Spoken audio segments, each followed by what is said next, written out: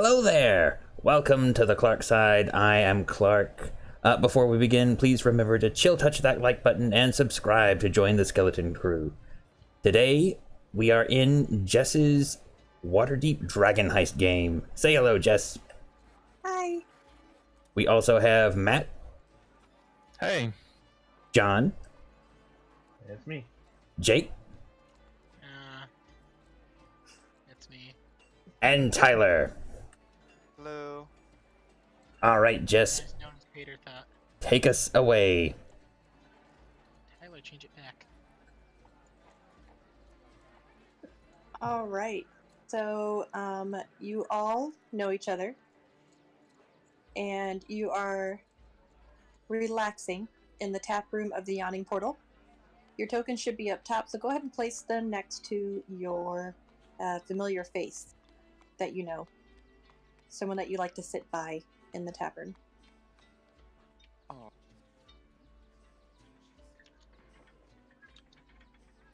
What is this? Where's Waldo? Jesus Christ. Hey, you saw how packed it was. Am I actually supposed to know who some of these NPCs are or something? Yes. Alright, Some of them have names, yes. alright. All alone.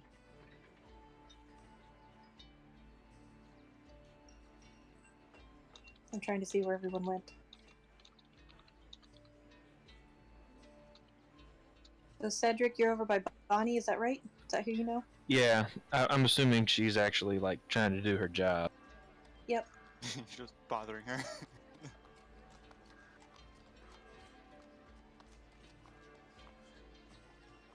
Okay, perfect. I think I see everyone now. Awesome. So, you're all sitting around your sturdy wooden tables. It's brightly lit, using a burning candle, and littered with plates. Lots of food and half-drained tankards are everywhere. The sounds of gamblers yelling and drunken adventurers singing bawdy songs. It nearly drowns out the off-key strumming of a young bard. When all of a sudden, noise is eclipsed by a shout that yells, "Ya pig! You're killing me mates! You like killing me mates, do ya?" A 7-foot-tall half-orc is hit by a wild swinging punch from a male human whose shaved head is covered with eye-shaped tattoos. 4 other humans stand behind him, ready to jump into the fray. The half-orc cracks her knuckles, roars, and leaps at the tattooed figure. But before you can see if blood is drawn, a crowd of spectators cluster around the brawl. So, Amados, you're yeah. right in the middle of it. Oh, perfect. Oh. What do you do? Is this time to roll initiative, or am I just gonna try and, Well, do you want to get into the brawl, or do you want to watch? Do you want to take bets? What do you want to do? well, seeing as Yagra is a friend of mine, I believe it would behoove me to come to her aid. So I am going to try and keep some of these guys, whoever is trying to attack her, I'm going to try and, contend with. If there's at least 2 people, I'm going to try and take one of them. I'll take some of the heat off of her. But if it's only one-on-one, I'll step in when it's, if she looks like she's about to lose. It is currently 5-on-1. Okay, so I'm definitely going to step in. And if you would like to join, go ahead and roll initiative.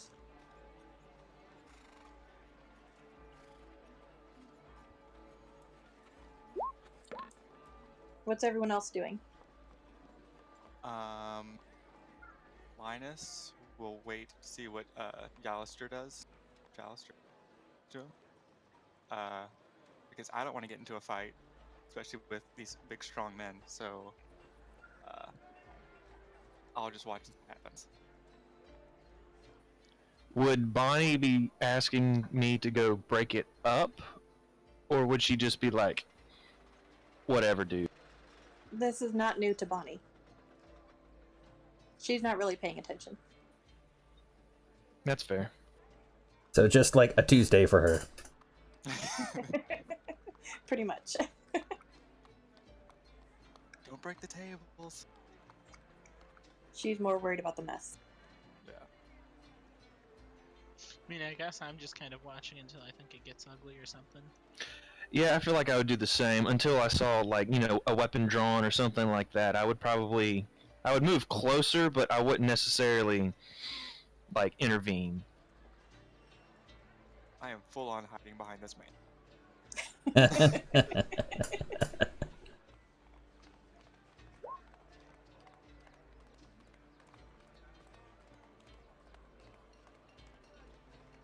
Okay, well then, Yagra gets to go first.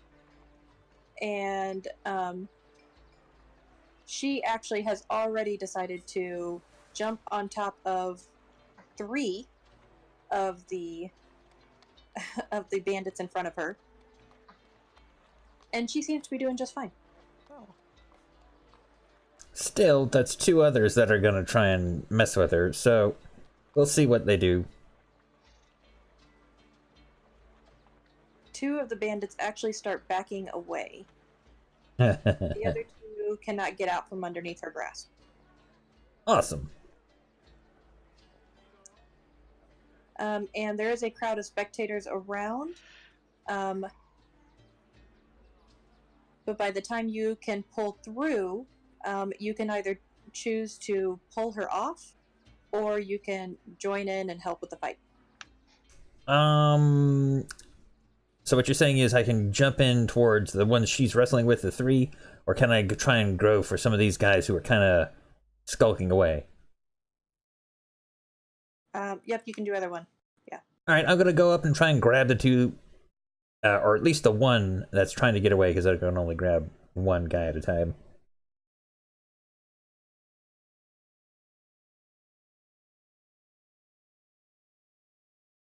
I dash forward, flex an arm, and reach for him.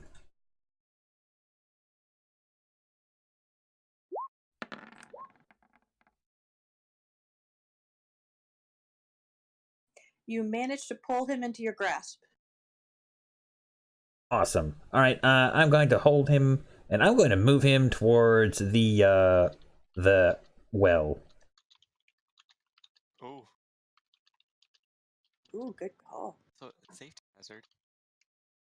With whatever, I believe, yeah, I can only move like 5 feet now that I've used some movement to get over there, and I have I think I have like 10 feet left.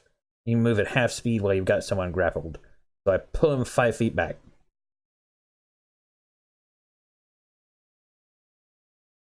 And that will be all I do. All right. And right before her turn, you hear Durnan, the innkeeper, yell from behind the counter. Y'all better stop it, or else I am calling the city watch. And immediately Yagra gets up and moves away, and the bandits move away too. You can hear some grumbling about not wanting to mess with the city watch. All right, upon hearing that, I will release my hold on the other bandit.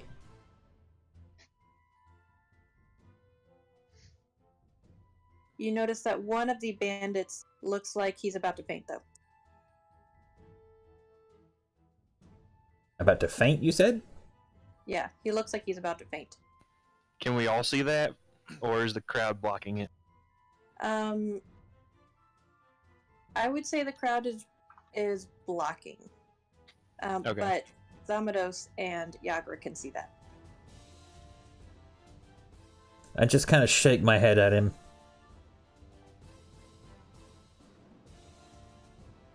Is the one with like the shaved head and the eyeball tattooed still there? Yes, he is the one with the shaved head.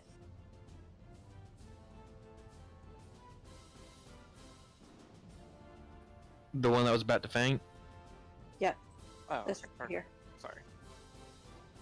You are correct. Well, I'll just let him faint. What do I care? I mean, because injuries done to him could be tied back to y'all, and hurting people is bad in this setting. Gonna need a lawyer. That is true. Fine. All right. I'll reach into my alchemist satchel, pull out a healing draught, and shove it down his throat. He looks Promise a it's not little. poison.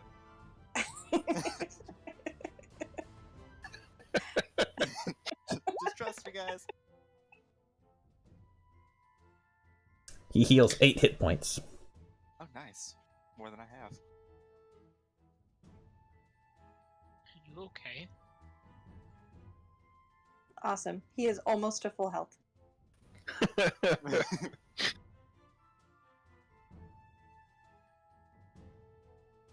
And with that, he kind of grumbles a thank you, and he and his crew leave.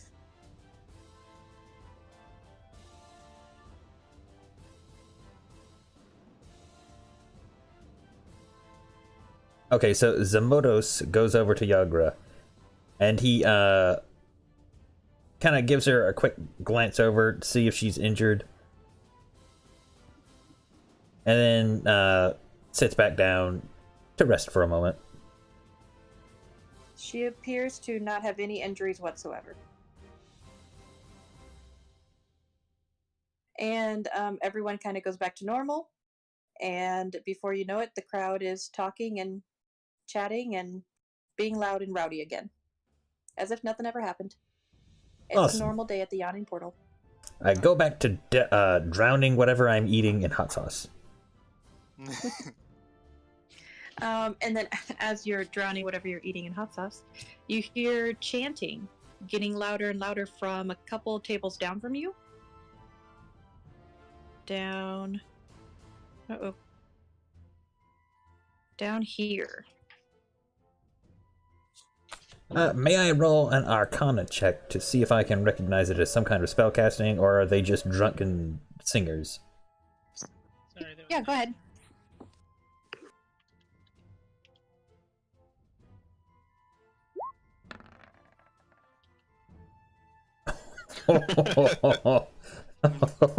Oh, they sound like a very off-tune group of drunken revelers. So I pay them no real mind. As far as you know, they are just very drunk.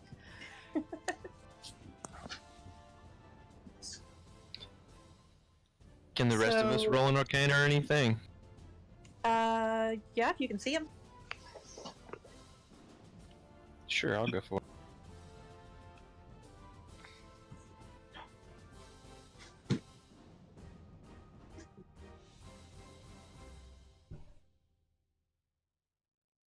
From your view, they still appear to be drunk. Awesome. You can hear their chanting, though it is getting louder, and they're yelling, "Dip, dip, dip, dip." Oh, okay. A young man who's quite a bit drunk stands up and takes a big drink of beer and walks over to the bar and slaps down a gold piece onto the counter. The Durnan, the innkeeper, tavern keeper, nods and reaches under the bar and pulls out a bell and hands it to the man. The other people start to cheer, and the guy begins to strip off all his weapons and armor, and after he's down to just his underwear, he walks over to a little wooden platform at the edge of the portal. God. A cable is lowered from above. It has a looped end on which to stand on, and the man takes one more chug of beer, drops the tankard down the hole, and steps onto the rope. The rope begins to lower down the hole. People start to take bets as he's being lowered down on whether or not they think he's going to chicken out. If you would like to take bets as well, you can roll an insight check to see if he's brave or scared. I'll take that. Do Yeah, we I'm- know where this goes? No, you do not. All right, I'll throw down 2 gold on that. That's all I've got, pretty much. I'm a child. I'm gonna say that he is is not gonna jump. Yeah, I'm gonna toss in 2 gold. I'm gonna bet 2 gold that he will stay down there. He won't be a chicken about it.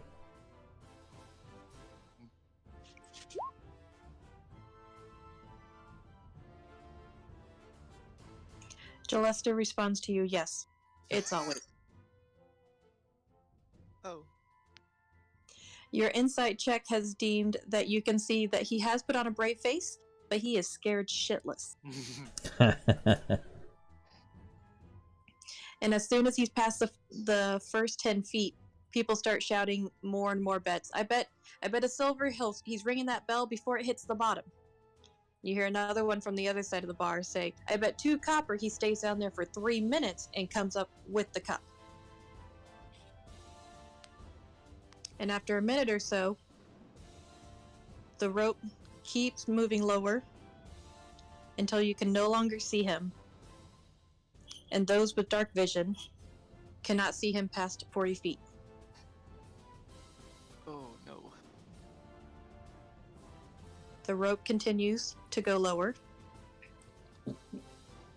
and the tavern suddenly gets very quiet. After another minute, the rope stops, meaning he made it to the bottom. There's a few unhappy grunts around, and an exchange of coin from the people that bet he wouldn't make it to the bottom. Shame. Another minute passes, and you see the rope move slightly here and there. 2 minutes pass. Almost 3 minutes, and you hear the very faint sound of a bell echoing up the hole. The rope begins to be pulled back up again, and if you decide to go over to the edge, you can see where the darkness, the unnatural darkness, starts and stops in the hole. Does anyone want to approach the edge? I mean, how much closer do I need to get to it from where I'm sitting? There is a wall all around except at the one point that he entered. Here. Yep. Does it say how high the wall is? It's probably about 3 feet. I'll stand next to the wall. Yeah, I just scoot my chair forward and look over.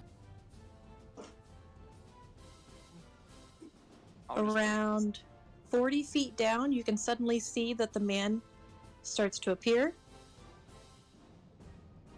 On one end of the rope, you see one hand holding the rope.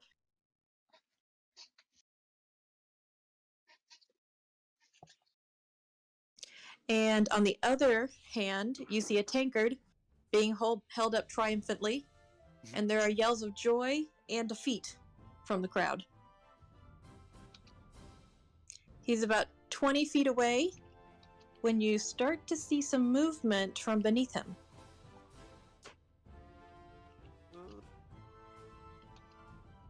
Any Can we chance roll a for perception check or anything to see if we can make it out any? Yeah, go ahead.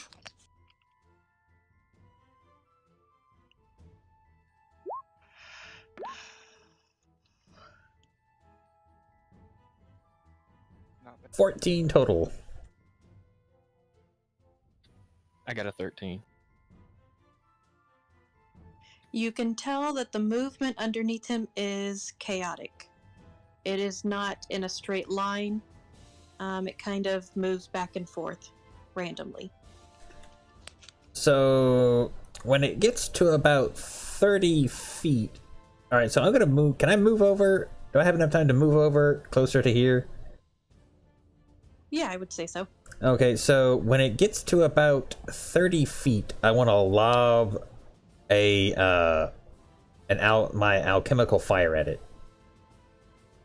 Okay. Go ahead. Alrighty.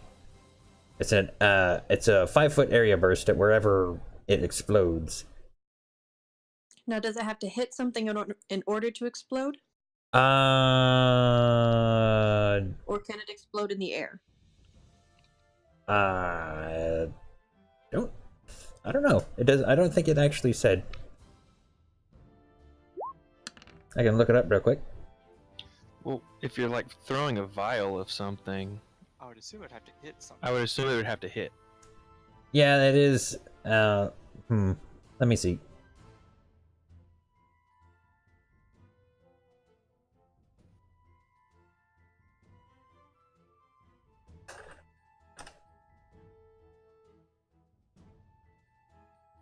Anyway, does anyone else want to do anything while I'm throwing volatile bottles at things? Would we know? Has something like? I mean, I'm assuming something like this has probably happened before. What? I mean, we're not new to this, right? Like the older ones of us, at least. Like I'd assume that we're just like, yep, this is happening. As far as you know, you are not new to this, but there are all sorts of different things that can sporadically come out of the hole. Are they usually hostile? They're always hostile. Ooh, wonderful. Okay, so it says that I can hurl it at a creature, object, or surface within 30 feet. Okay. So I guess I just toss it so it arcs and hits the wall, roughly speaking. Oh, okay. Well, we'll hit the wall you're next to, or like the opposite wall. Well, towards where this guy's coming up. Down So into right the well. Yeah, Right kind of. below you. Yeah, below me. Okay.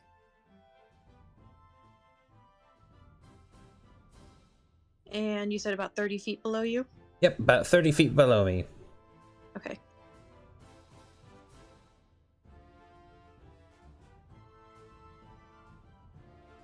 Does anybody know like where this actually goes, or is it just kind of a mystery? It's like if people have gone down there and come back, they have to have an idea of what's down there, right? You hear a squeal as the fire explodes against the wall, and you see something catch on fire and burn and drop back into the hole. Did I recognize, in the flash of light, did I get to recognize any features on it? You can see that it definitely has wings and a very large beak, and is quite tiny. Well, not tiny, but yeah, tiny. It is tiny. What color was it? Could I tell? Pink. Nope, nope, nope, nope, nope, nope, nope, nope, nope, nope. It's flamingo. It's a flamingo. I, I'm afraid of flamingos. okay, so I grab out my staff, and I get this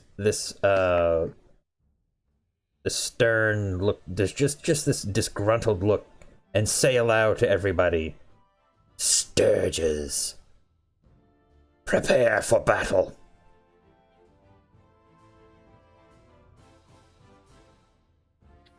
Do we see any more come up? Yes. So, he was able to, obviously, at least mortally wound one. And as the bar patron comes up another 10 feet, you see them start to appear underneath him as well. Oh, well, guess I'm not losing any gold.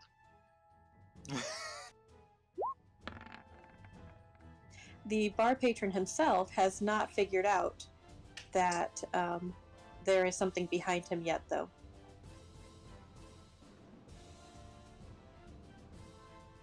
I tell him, perhaps you had better hurry. But he's being lifted. He comes up another 10 feet. He is only 10 feet from the top when you see a form start to come up from underneath him as well, out of the unnaturally dark hole.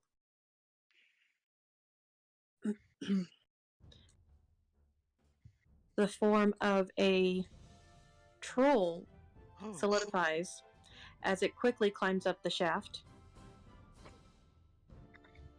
The crowd starts yelling and pointing, but the man on the rope still doesn't seem to understand.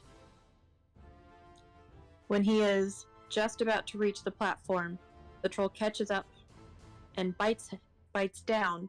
He screams, but the troll is able to rip him in two and throw him back down the portal. Oh my god. So, is this troll covered in sturges? He also has 3 additional sturges on him as well. Awesome.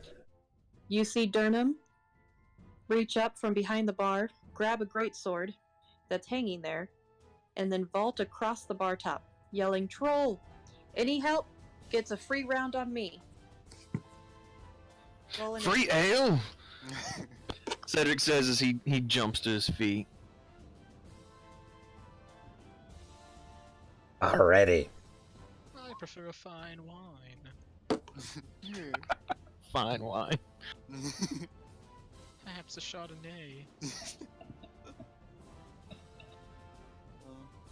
Why don't you rip out his liver and eat it with some fava beans and a nice Chianti?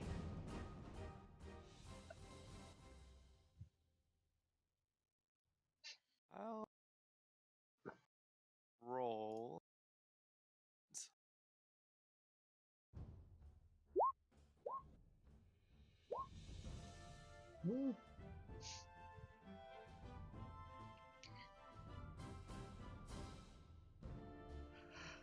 So, Linus is going to ask Joster, should we do something? Should we help?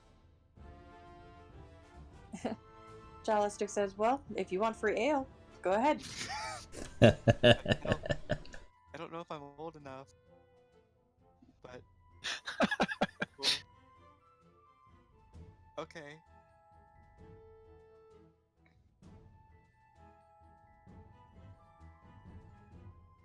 Does he have any is he showing any sign of moving at all, like that he's gonna also help, or is just kind of like watching to see? Oh no, go No, for he's it. just watching.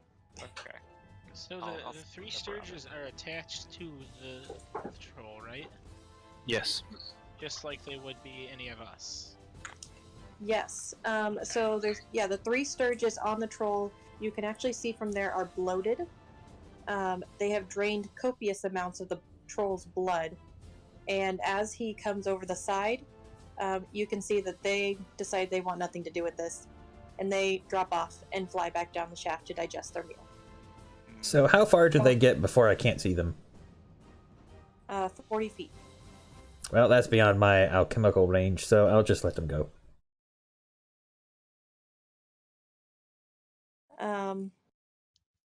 Also, you can tell that the troll is quickly regenerating as well, but the effects of the blood loss are pretty apparent.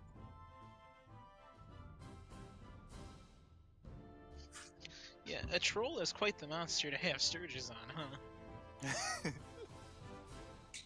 It's like an infinite meal for them. Can I roll to see like if I know or like familiar with trolls, like what kind of creature they are, like how they should die, things like that? Yeah, you're familiar with trolls, you said? Well, like, do I roll something to know what they are? I don't know. Like, it's like out of character. Don't they have to die by like fire? Isn't that a thing? Out of character, I believe fire just stops their regeneration, but Okay. it only dies if it starts its turn with 0 hit points and doesn't regen. So I believe that yes, technically. Do I know anything Okay. about trolls with a 15 nature? Yeah, that's what I'm asking. Is it a nature check or like? Yeah, like we gotta know if our characters would personally know this. Got it. What? Yeah, 15 nature check will do it. You can tell that the troll will definitely regain some hit points each turn. However, if it takes acid or fire damage, it does not. Oh, acid too? Really? Guess what I can pull out of my bag all day long? My only 2 damaging cantrips are acid and fire. You picked the wrong day to climb out of a well.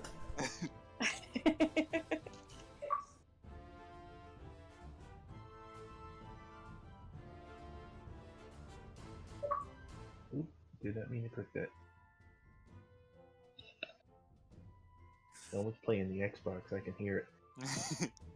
Yeah, my husband got home, so he logged on. Nice.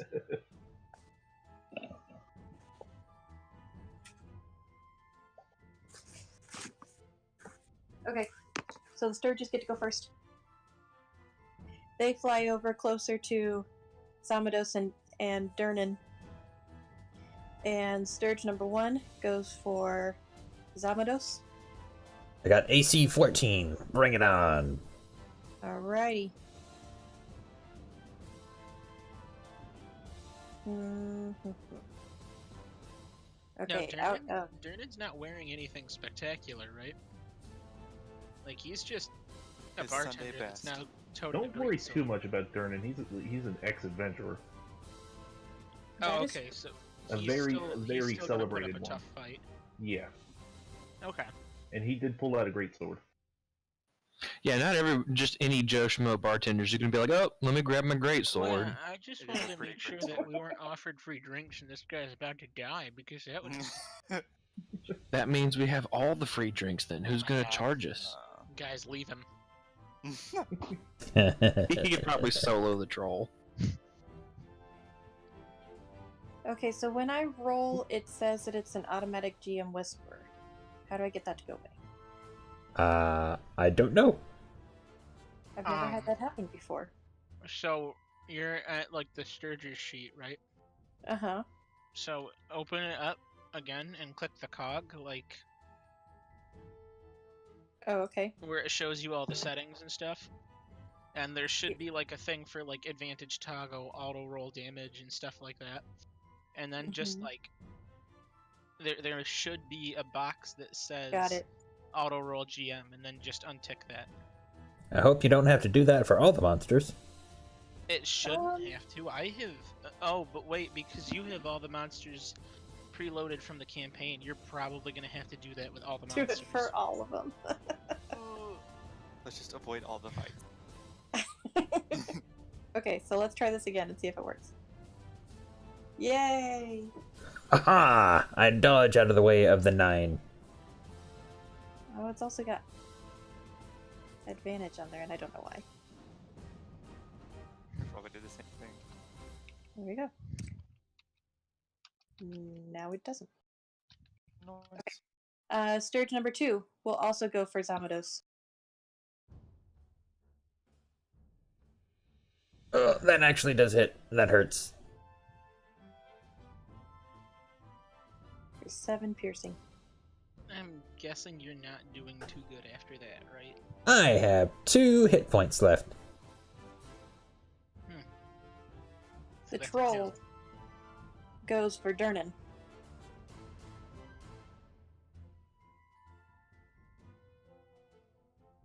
Oh man. Alright, hang on.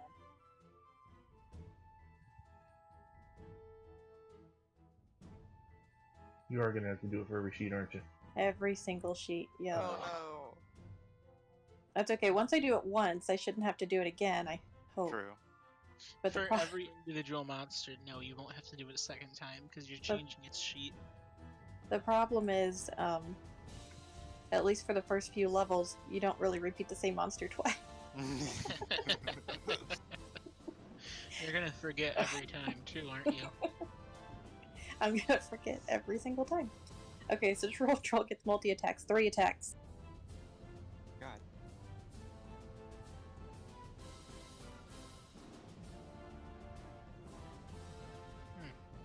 None of them hit. Oh, What? Wow, Durnan must have a good AC. why does he? Linus, what would you like to do?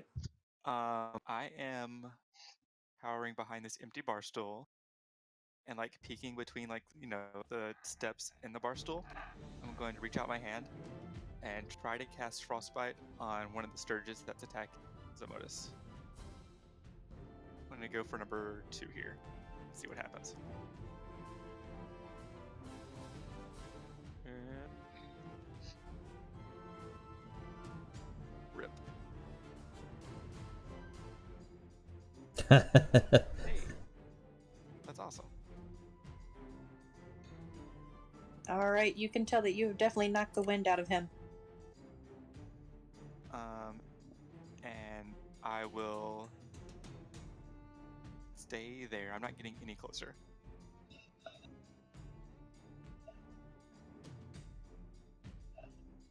So I am done. All right. How do you say the name? Diero? Yeah, the arrow. Diero, you're up. All right, I'll get closer. Let's see, 30. You know what? I'll just take a double move action, and I will end right there. Okay. Cedric. Yeah, I'm gonna do the same thing. Double move action. Well, I'm gonna move.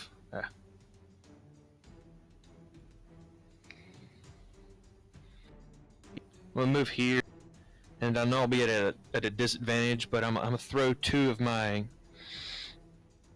dark flavored throwing knives at this guy, at the Sturge 1 right there.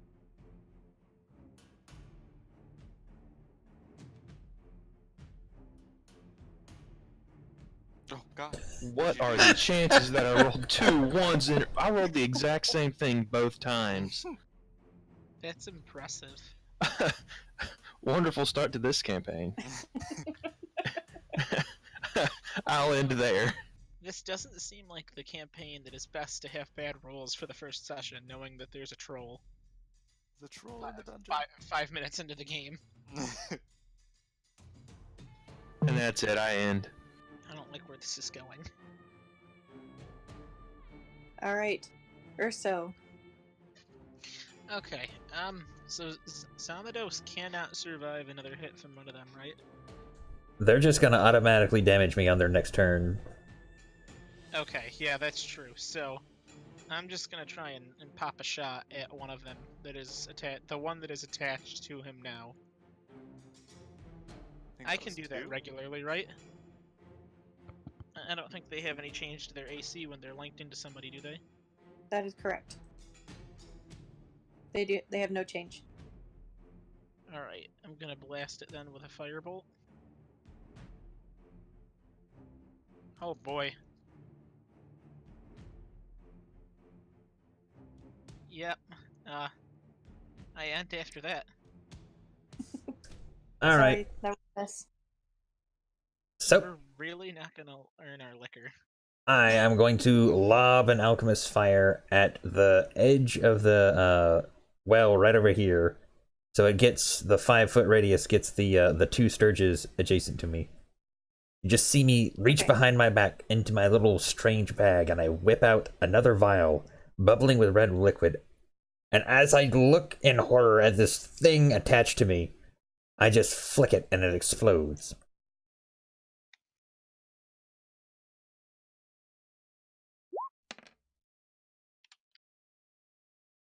And I'm just gonna go down next turn, basically. If I don't kill either of these things. There's a first one. And the second one. At least they both failed. They take 2 fire damage.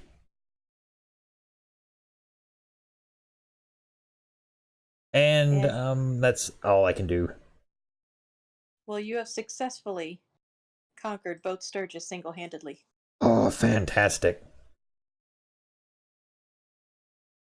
Alright, I'm gonna use my bonus action to also yank out another healing draught, but it's an action to actually use it, so I'm just kind of hanging on to it.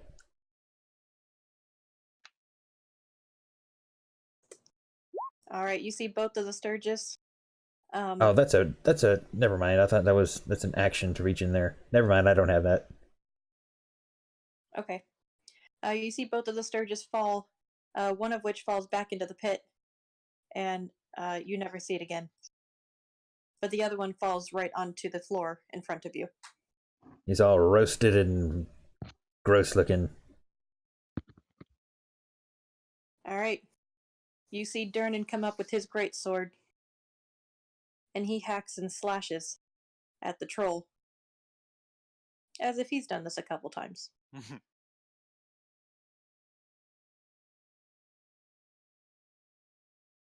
Come on. Oh, Dang it. I'm going to forget every single time. It's okay, Jess. It's really not your fault how stupid that is that you have to do that even. It's really stupid. I'm sorry. Apparently, I also have to do it for NPCs. Oh my lord. Wow.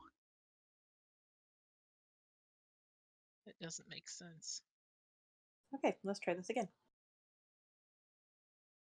Oh, he is a high-level fighter, I presume, to make 4 melee weapon attacks.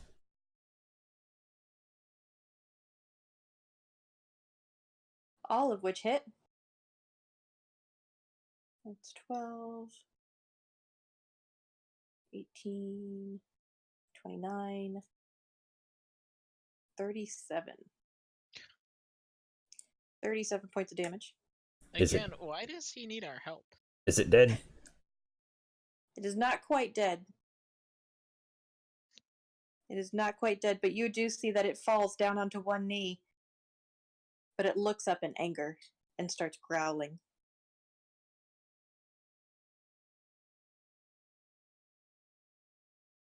The troll then looks up at Durnan.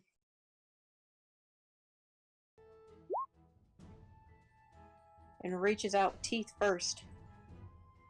And then following both claws. And misses all 3. Oof. Linus, what would you like to do? Okay, so seeing that the Sturges are dead,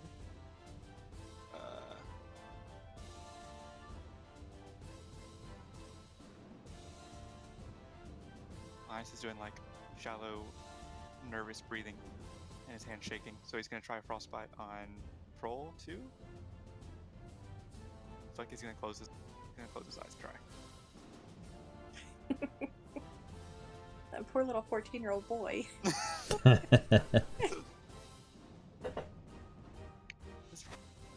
House. Tyler, this is unacceptable.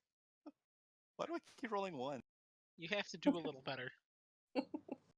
Granted, he does have disadvantage on his next attack, so you're welcome, everybody.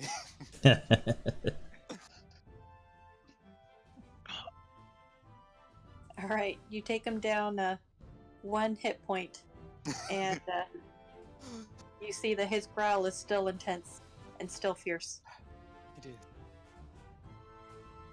Diero. Alright. I am going to swing my glaive at him. Let's see if I can hit. Ooh, I- that I hits. forgot to set it for whatchamacallit, but I'll do that later. Yeah, 4 slashing damage. That sounds about right.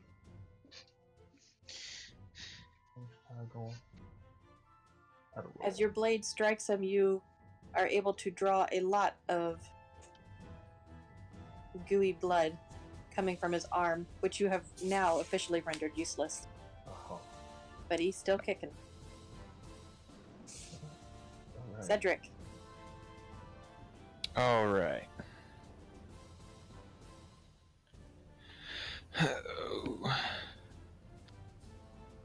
I'm basically going to do the exact same thing.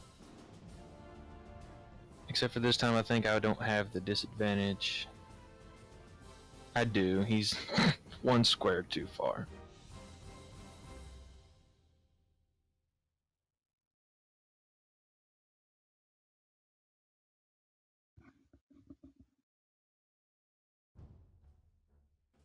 And they both, the first one hits. Aren't you glad I bought you so many? And with the Yes, throw of sir. your knife, you take him out. And you see him fall halfway across the ledge.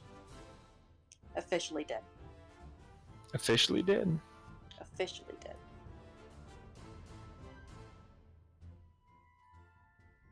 Okay. Now I'm going to take out my healing draught and heal myself with it for however much it gives me.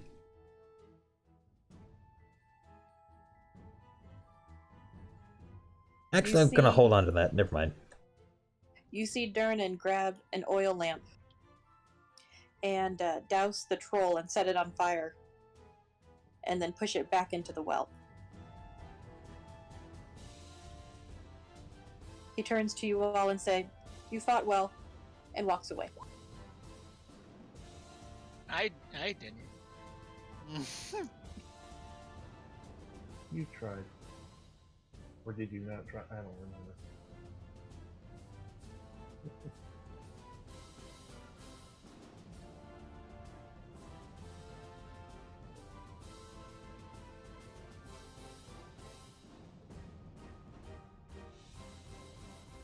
Zamados looks at the Sturges and back to Cedric as he's being kind of consoled about being drained dry of all his blood and says, "There are far worse things.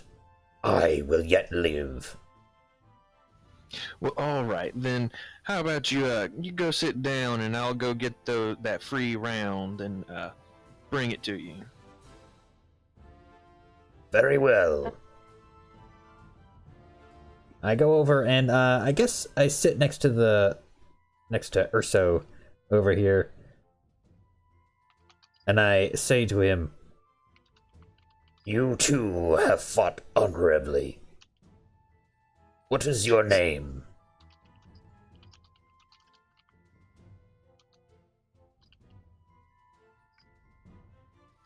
Cedric walks over to Durnan and I guess just gets whatever he gives us as free. He hands you a tankard for each person who fought.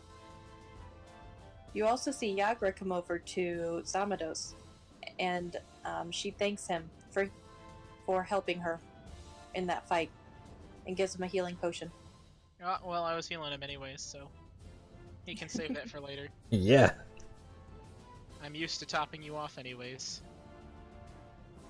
That... I didn't think that through. That's okay. Welcome to my world. I have drinks, Cedric says as he sets them on the table forcefully. I have quenched my bloodthirst. Now I shall quench the traditional thirst. And I take a good chunk of my beer. I'm gonna sit in this chair over here and act like Cedric did just steal my chair. You see a lot of the patrons of the Yawning Portal lift their tankard to you in appreciation. How do I move a character off the grid? Hold Alt. Alt. You also see another person pushing their way through the people to come to talk to you.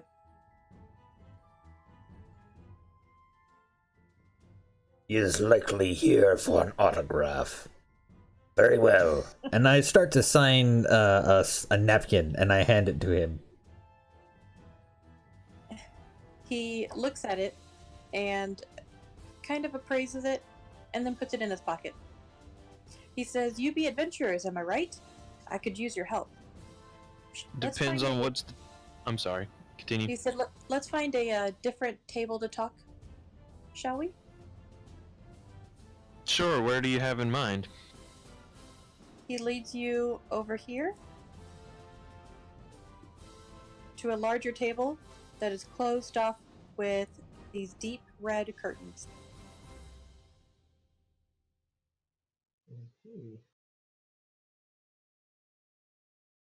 I was I'll actually... follow. Can I minor illusion a chair to be somewhere and then, hope someone tries to sit in it? Since Linus and Zamados are still, out of the room? Won't Well, you Zamados can't. just, kill you? That's not a way to make friends. We already know each other, though. That's the thing. This wouldn't be the first time I've done it. Yeah, I've gotten into a habit of mage handing chairs in the room with Cedric just to make sure they're there.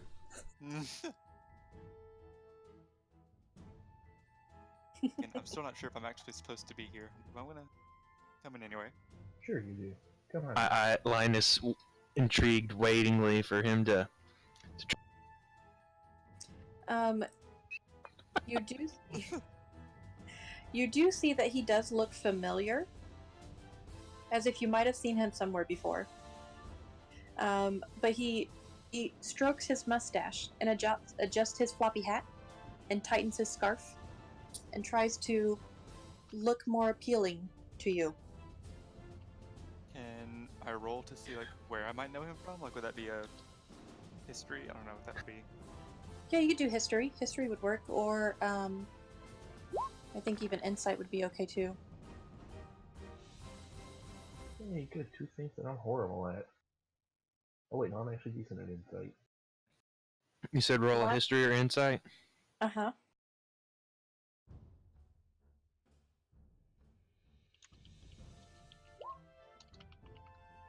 Forgot to take off disadvantage, but it's still a 16. Linus and Cedric immediately recognize him as an author to a book they've recently read. Volothump, I've heard of it. I doubt I've read. Oh, Volo. Volothump Godarm, chronicler, wizard, and celebrity at your service. I trust you've noticed the violence in our fair city these past 10 days. I haven't seen so much blood since my last visit to Baldur's Gate. But now I fear I have misplaced a friend amid this odious maleficence. My friend's name is Floon Lagmar. He's got more beauty than brain, and I worry that he took a bad way home a couple nights ago and was kidnapped. Or worse. If you agree to track him down with all due haste, I can offer you 10 dragons apiece now, and I can give you 10 times that when you find Floon. May I prevail upon you in my hour of need? 10 dragons now, you say? He says definitely, and automatically gives each person a small pouch, which indeed contains 10 dragons, simply for accepting his quest. Zamaros looks at the bag, and he's hesitant. What clues can you give us to his whereabouts? If you want, you can also roll an insight to figure out his intentions. I'm gonna refrain from rolling an insight and base my knowledge off of everyone else. Yeah. Cedric can tell that he is honest, but he might be stretching the truth as to how much he can actually pay. And you say 10 times this much when we find him? Oh, definitely. Definitely. Mm-hmm. You can trust me. Can I see it? Each or total? Most liars also say that you can trust me too. Well, I promise that while I may not have it now, but I will have it the entire rest of the reward. 100 dragons per person ready to deliver once Floon is returned alive. Mm-hmm. And what would happen if we were to come across him and he's had an ill fate? Well, then you'd get nothing. But these 10 measly dragons for risking our lives to find your very close friend whom you are so concerned about. I am concerned. But you see, I'm writing a book right now, and I can't really go out and traverse the streets without being prompted by so many people to write my own autograph for them. What's your book called? Well, I'm awaiting some royalty payments from Bolo's Guide to Monsters. So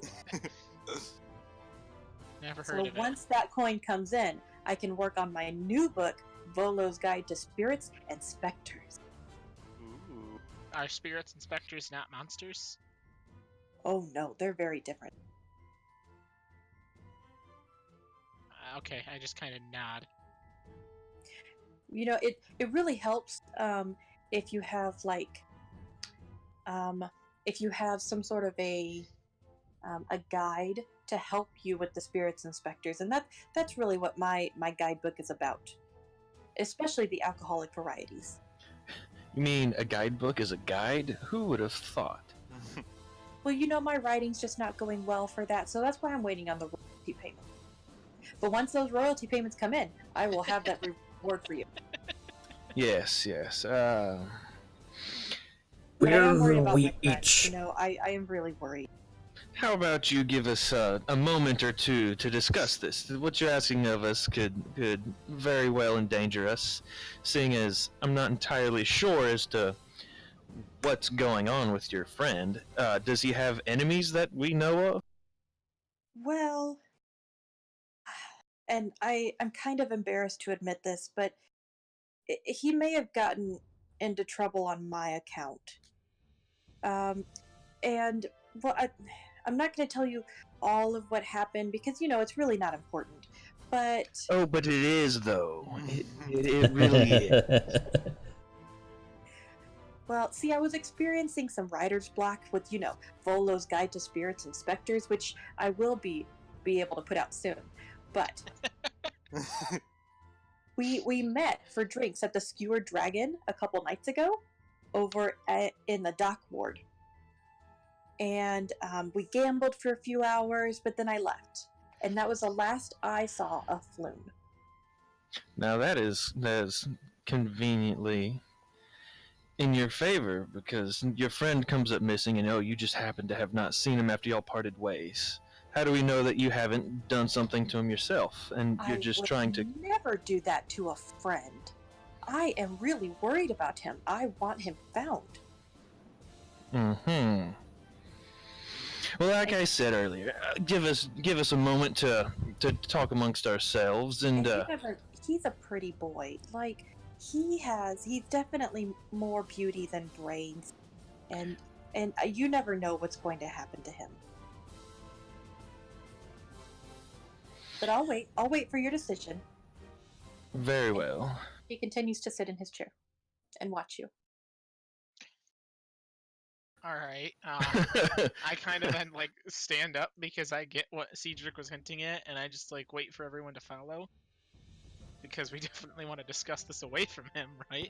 Very much so. Obviously. Yep. Cedric stands up and gives a gentle bow and says, we'll come back in here in just a moment. We need to discuss this amongst ourselves and pray. All right. Let's Before I walk out, I'm gonna ask him to over sign to my this napkin. bench right here. Yeah, that's what I was thinking. This bar over here, this table, this booth rather.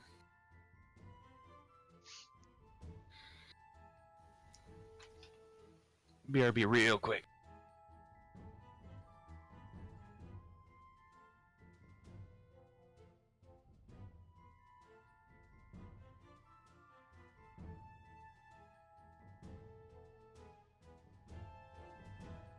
This man appears to be an unintelligent fool for a wizard. Allowing such devious things to happen to his ally. Unacceptable. Tyler, is Linus just like awkwardly watching this, still sitting there looking at him, or?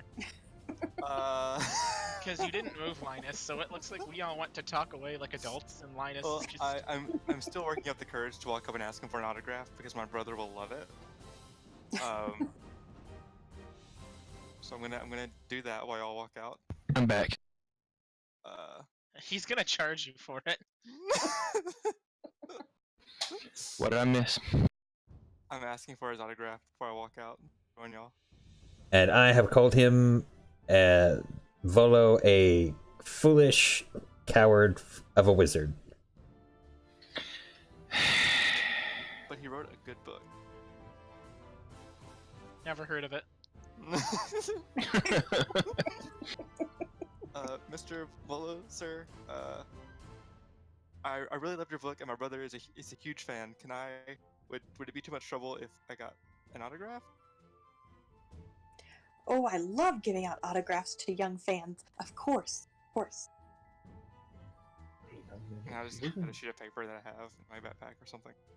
Wasn't he just complaining about not wanting to give autographs out to everybody? That was on the street. We're in a tavern right now. It's totally different. Right. He also wants And plus this he kid wants to our help help. him out, yeah. Oh my gosh.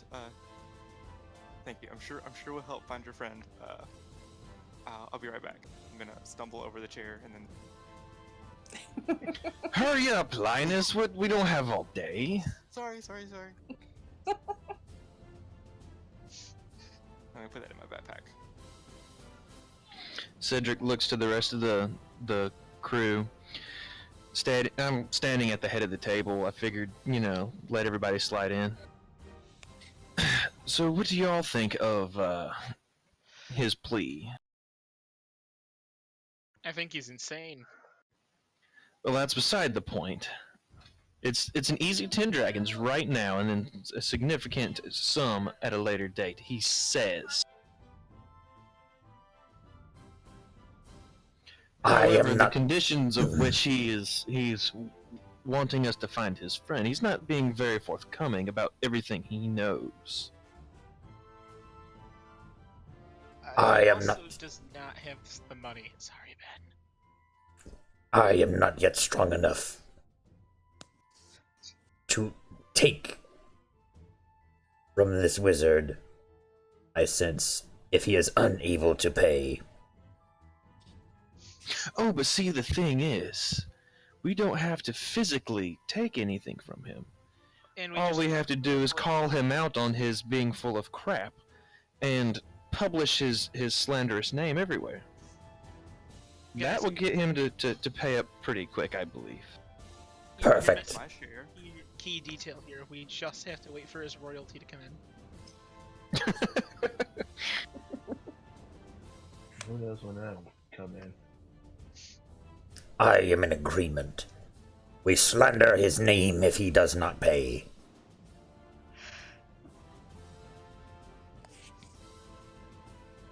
Maybe he doesn't expect us all to come back alive. That's realistically probably what it is. Yeah. So I'm assuming we're accepting this quest. Or do y'all want to see if he can give us a day, ponder it over, and see what else might come our way? I say we just accept it now. Okay. That's fine. The docks, those were the, not super safe part of town, weren't they? I don't expect Jake to know. I mean, we're kind of in a place that spawns monsters randomly. It's a pretty unsafe place. I don't really feel like there's much safety we can get. The dock ward was long considered the most dangerous district in the city, yeah. So, I mean, it's not a safe place for anyone to be. And they said, hey, let's go drink there. That's I mean... Hey, unsavory characters leads to savory fun. Well, in their benefit, the dock ward is no longer the least safe place in the city. Yeah, the field's taking it over, but still, it's like saying, yeah, let's go from Detroit to Chicago. You don't want to really go to either one of those places. If I accept this quest, then I must see it through. Are we in agreement to take it or not? I'm going to look Cedric for guidance because I don't know. I shouldn't be making this decision. I look at Urso. Wait, how? What's your opinion? 14. I kind of just point at Linus and be like, "Should we really bring the kid?" I mean, he proved to be a little helpful in that last fight. I'm sure against less monstrous things that he should probably be fine. Okay, but I'm not buying the baby carrier. That's fine. He's like 8. He can walk on his I own. can walk. What was that? Speak up, lad. I'm 14 and a half. I need you to speak up. Oh, sorry. He said he's 13. Right. Yeah, that's okay. Yes, I he look should over come along. at Sirio. I can't. That guy over there. Who? Who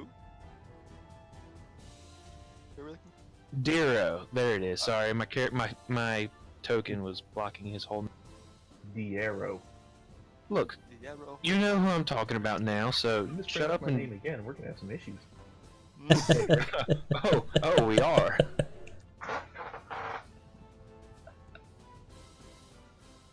But yes, Well- I came to this town to put my bounty hunting skills to the test. It seems like a fine test. Well, it sounds like we're at a pretty well agreement then. Linus, how do you feel? Uh, Be you young, you're still a member of this Be what? group, and you're... Say what? cut out. What'd you say? I said, be that you're young, you're still a member of our group here, and your opinion does matter. If I manage to do this, I can take it back to my family and show them that I can actually do something. So I'll try. I don't know if I'll be much help, but I'll definitely I'll try. Well, if you die, we'll tell your family that instead. You I are of mean, age to would take you your like to first say life. that This you is want the me to- prime opportunity. Fine. No pressure. Well, then it's settled. Do we all want to go in there, or you want just me to go let him know of the good news? I Well- don't want to see him again. I might hit him. I'll go with you. So the area over here is curtained in, right? Mm-hmm. Okay, so I'm gonna like peek behind the curtain so I don't have to deal with him, and I'm going to mage hand my bag of gold and pull it back to me. Oh, I took mine with me. Didn't he already give it to us? And it's Well, dragons. I didn't actually take it until I wanted to be sure that we were actually going to do the quest. It's fair. Jess, you should Okay. give him a perception check to see if he notices. Yeah, the Githyanki mage hand is an invisible hand, and I don't have to Gold's still use. moving. Yeah, the gold is still moving, and I have no components, so there's no verbal or somatic noise I'm making. Do you want me to roll stealth or something? Roll sleight of hand.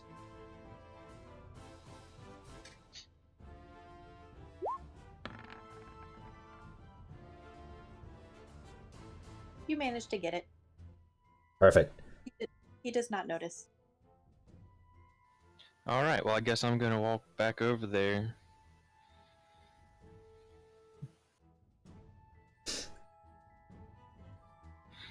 Well, Volo, sir, we're gonna take your quest upon us. Oh, that is truly, truly a miracle. This is a great day for all of Waterdeep. Yes, and all of Waterdeep will definitely know if we find your friend and don't get paid. Oh, you will get paid. No worries. You will get paid. Now you're looking for a very beautiful young man. Linus, write this down. Yeah, yes, sir. He is very handsome. He is a human. He is male in his early 30s and has this wonderful wavy red blonde hair. And it so goes with his like very princely garb he has on. He was looking rather spiffy. And how do you know him? Oh, we're old friends. Old friends. Mhm. Just friends. All right. Does he have any enemies that you would know of? Not that I know of. He's a very likable guy. Do you have any enemies?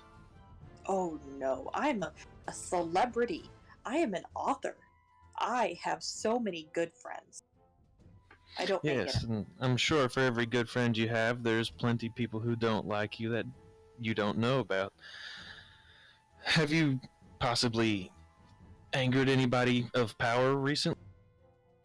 Oh no, I give people my book and they love it and they always ask for my autograph.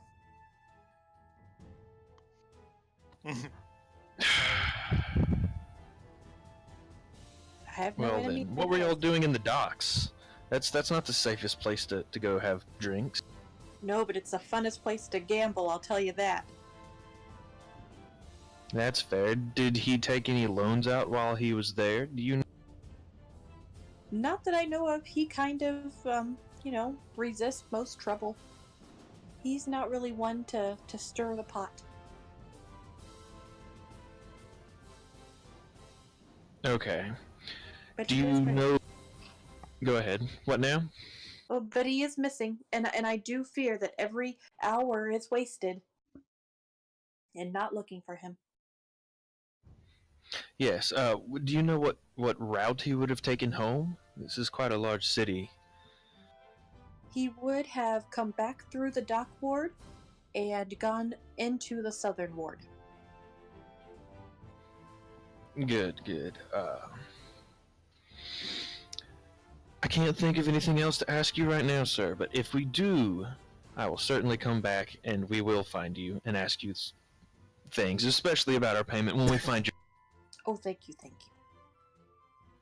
Cedric nods his head and turns around and leaves. You hear him yell after you, "I'll be here waiting."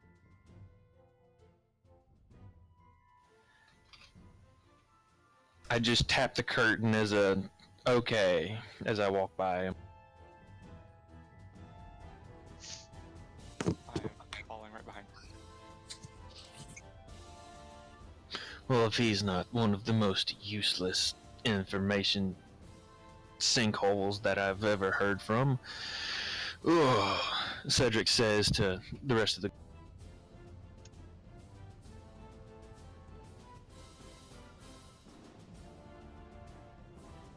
Okay, so do you guys want to go now? Yeah, why What not? time of day is it? It is early evening. What time of year is it? The month that you're in is, I believe it's pronounced Eliant, which is approximately the end of September, early October. Okay, so it's still No, warm sorry. outside. End of July, early August. My bad. Oh, so it's gonna be very warm outside. It's gonna be getting dark. We're going to the docks, which is not a safe place at all, especially at night. At least it's lit. The area What do of town that you are currently in is very well lit. Okay. And it is Guys. not quite dark enough out that that the lampposts have come on yet. Okay. So Shops are I still mean, open, but yeah. the how lamp long should would be it take us to get to the whatever slain dragon or whatever it was, the tavern that they went? Probably about a 30-minute walk. It would still be light when we got there. I think it will be. The lamppost would probably just start coming on, like around 4 p.m. Okay. What do y'all think? Let us make haste. Let's get this over with. Diero. Vámonos. That's gnomish for let's go. Thank you. I don't speak gnome. Okay. So I guess let's walk that way. So as you are heading down the street,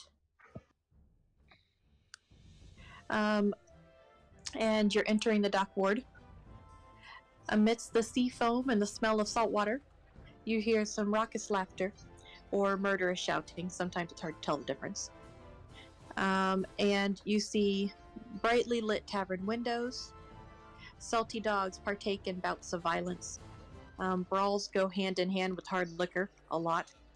And the liquor flows like water here in the dock ward. The alleys are real dark, and they pepper the ward with hunting grounds for cutthroats.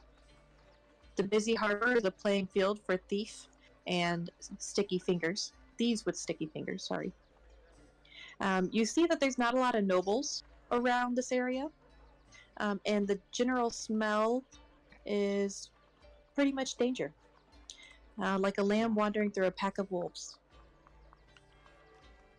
As you turn a corner, you find yourselves on a street that's been roped off by the city watch. And lying on the cobblestones are a half dozen corpses, seemingly the victims of a terrible skirmish. The city watch officers have disarmed and arrested 3 blood-drenched humans and are in the midst of questioning a lot of witnesses. One of the officers sees you as you walk by and very curtly says, "Get on. Nothing to see here."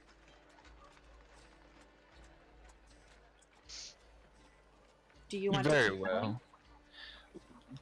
well. Can I just ask you of a description of one of the corpses? We're looking for somebody who disappeared last night, and I was just wondering if he might have been amongst them. Very well. Who are you looking for? What does he look like? I look over to Linus. Linus, you wrote down his description, correct? Early 30s, blonde, red hair, a pretty boy. Yeah, what he said. The city watch looks over at the 3 survivors that they currently have in handcuffs. And she sees that not only are they drenched in blood, but they have their hands on top of their heads. And all 3 are completely shaved bald. Do they happen to have eye tattoos on their heads? Yeah. No, you actually see that one of them has a snake tattoo on his head. And another one on his neck. Neat. Is it a snake with wings? Symbolize anything that we might know? Not currently. Okay. Could I have rolled a history or something to see if I can have seen those symbols before? Are you from Waterdeep? No. I am. You are? Yeah. Then yes, you can roll it. History? History or insight. I'll do. See what happens. Linus recognizes that symbol is used by one of the large gangs here in Waterdeep.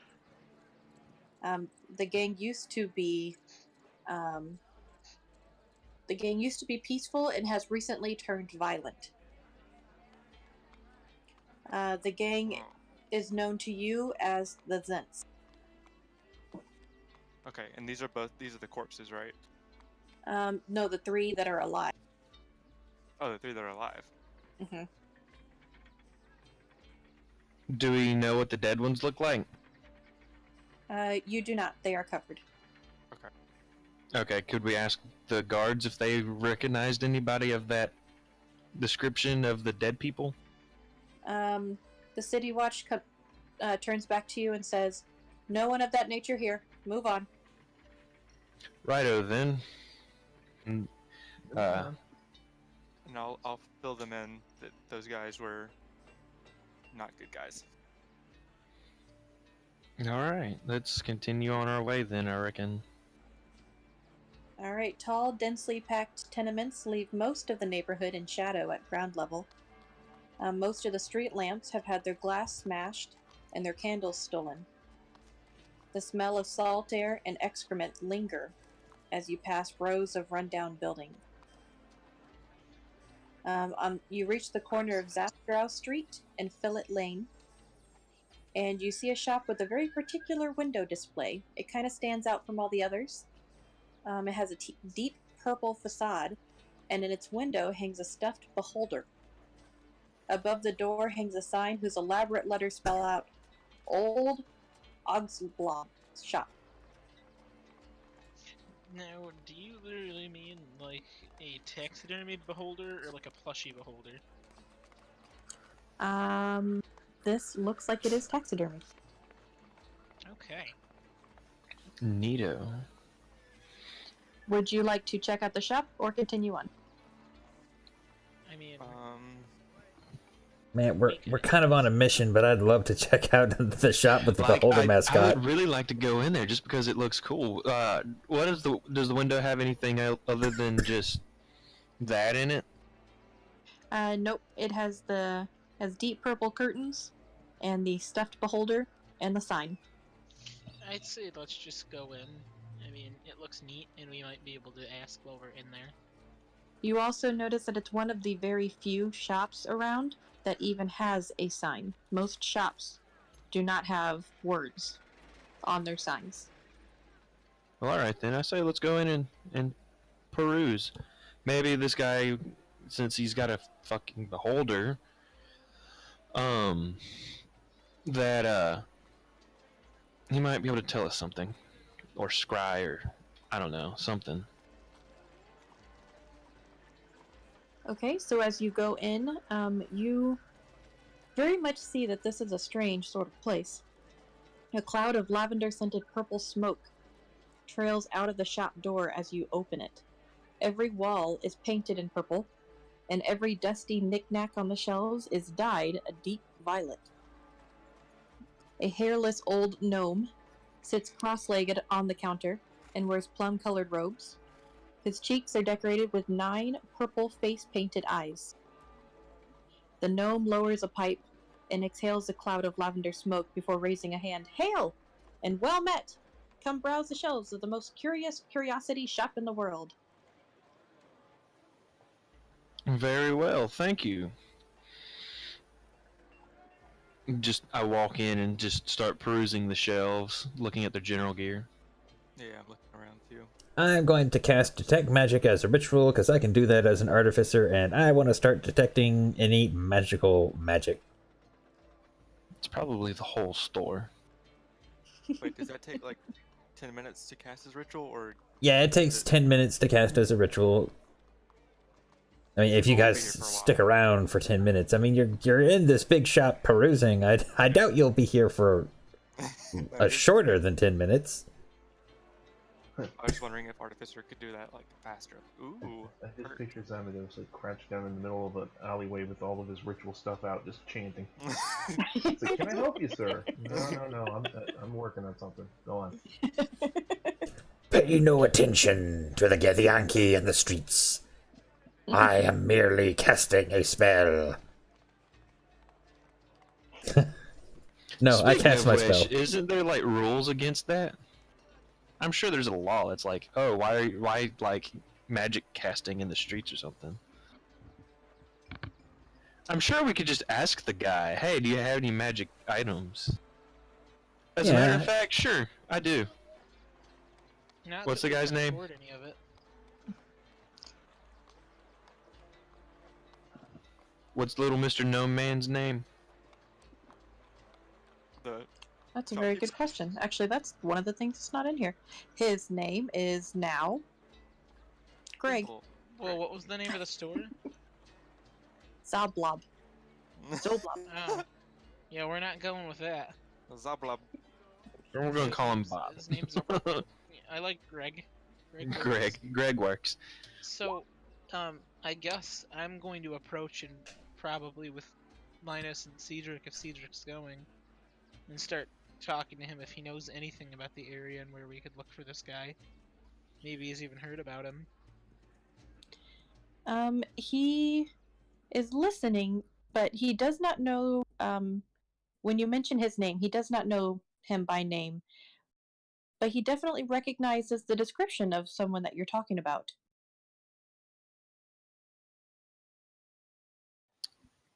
So he recognizes a description of him? Mm-hmm. Where have you seen him before? Why do you want to know? He's gone missing. Oh, that's so sad. Yes, sad. Did you see him, or Well, have you seen him recent? I may have seen him, but I don't remember. You don't remember? I don't. But, I may remember if you happen to have any items of a violet color in your inventory you might be willing to spare. Violet?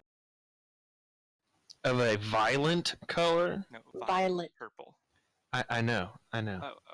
I was retorting. Of a violent color? Oh no, I don't like violence in my shop. Oh no. Neither do we. We don't like violence. That's why we're just merely asking if you've seen him. Are you trying to Intimidate him Like, or not persuade like him? I was like, I mean, it's like a low key intimidate. I don't want to be like, but it's still an intimidate either way. um,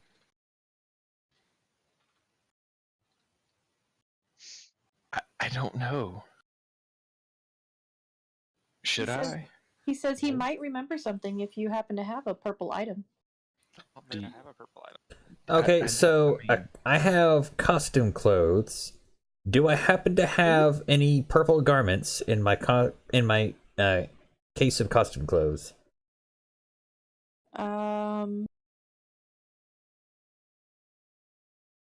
Roll a d8. Anything 5 and above, you do.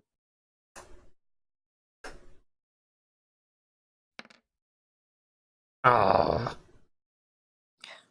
I have an entertainer's pack, which also has 2 costumes. Yeah, you want to try those? Can I? Mm-hmm. 1d8. Yep. So there's this, which is the noble family that I'm from, House Wands, and their symbol is purple. Oh, it's purple. Oh, of course. I'm trying to think. Like, I have a signet ring, and I have fine clothes, but I'm wondering if, like, maybe I have something with that insignia on it. Is your hat purple? Because you're wearing a hat, right? It's purple, right? No. You can't take a boy's hat. Bet, fam. Look at sunburn on his head. It's nighttime. He doesn't need it right now.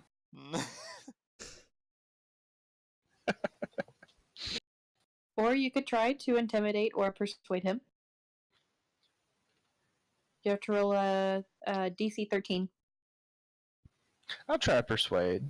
Ooh, I have a small knife. Can I see if that's purple and has our signal on it, or whatever it's called, signia? Yeah. What would that be? Another D8. Yeah, I'd do D8 5 and above. Woo! He's got a purple Ooh. knife. We could just tell him that bruises are purple and then like crack Would it really be an intimidating then? Because I mean, like, it's what he wanted. You see his eyes light up as he jumps up on the counter to quickly grab hold of the purple knife. Cedric Mine reaches out and prevents him from doing so. Oh, not so quick, sir. We still have information we need first. Oh yes, I remember seeing your fellow. Although I feel like he was with someone else that was very similar in appearance and kind of the same height, but had blonder hair. Definitely, they were actually jumped right outside of my shop. They were jumped, or they jumped out of your shop. They were jumped by these rough-looking men in like all black leather armor. Oh, did they have any tattoos or anything on them? One of them did. Yes, I remembered that. I think there were 5 of them, but they don't look familiar. They definitely were not familiar looking. But one of them had a tattoo of a black, winged snake on his neck. Oh, a black-winged snake. It's like Is that of? Yes, it is of like those guys earlier. Very observant, sir.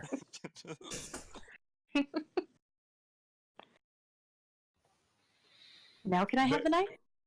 I told you everything I know. Did they kidnap one of them? Oh, they got both of them. Yes. Oh, they took both of them. Did you report this to the guard? Oh no, I don't want to be involved in that. All right. Well, if he's dead, it's on your conscience.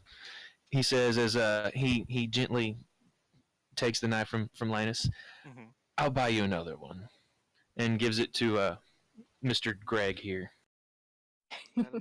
It's just a typical dagger, right? It's a. I think it's more like a letter knife. Yeah, like a kind of like a pocket knife with my family's crest on it. It's just go buy the kid a longsword. That's entirely what I planned on doing. Don't trust me with a sword. Don't buy the wrong thing. All right, Don't all pay the right. tax. A battle axe it is then, if you insist. Ah!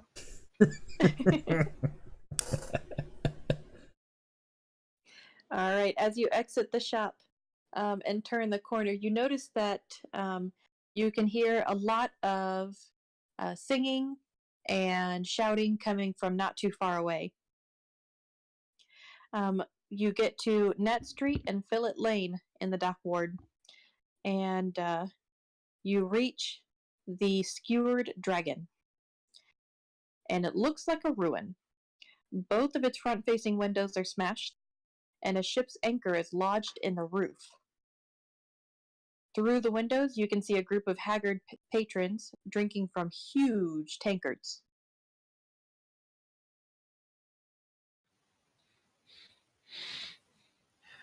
What would you like to do? All right, fellas. I guess let's go inside. Yes. Yeah. Did you find anything with detect magic, Remodius? No, he did not. Okay. It was worth a shot. Once you go inside, you do see quite a few drunken people. Quite a few. A lot of them talk to each other as if they see each other every night.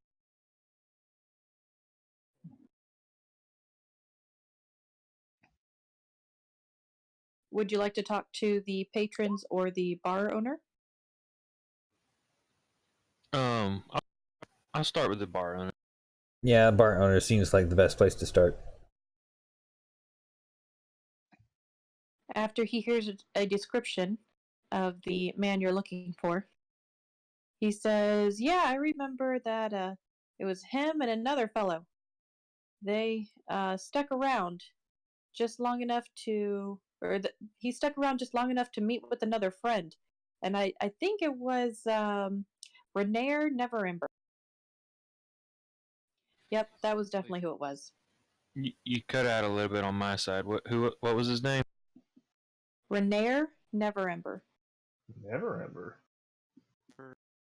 Wow. And you hear another patron nearby said, "Chip off the old block, that one. He's the previous Open Lord Dagult Neverember. That's his son.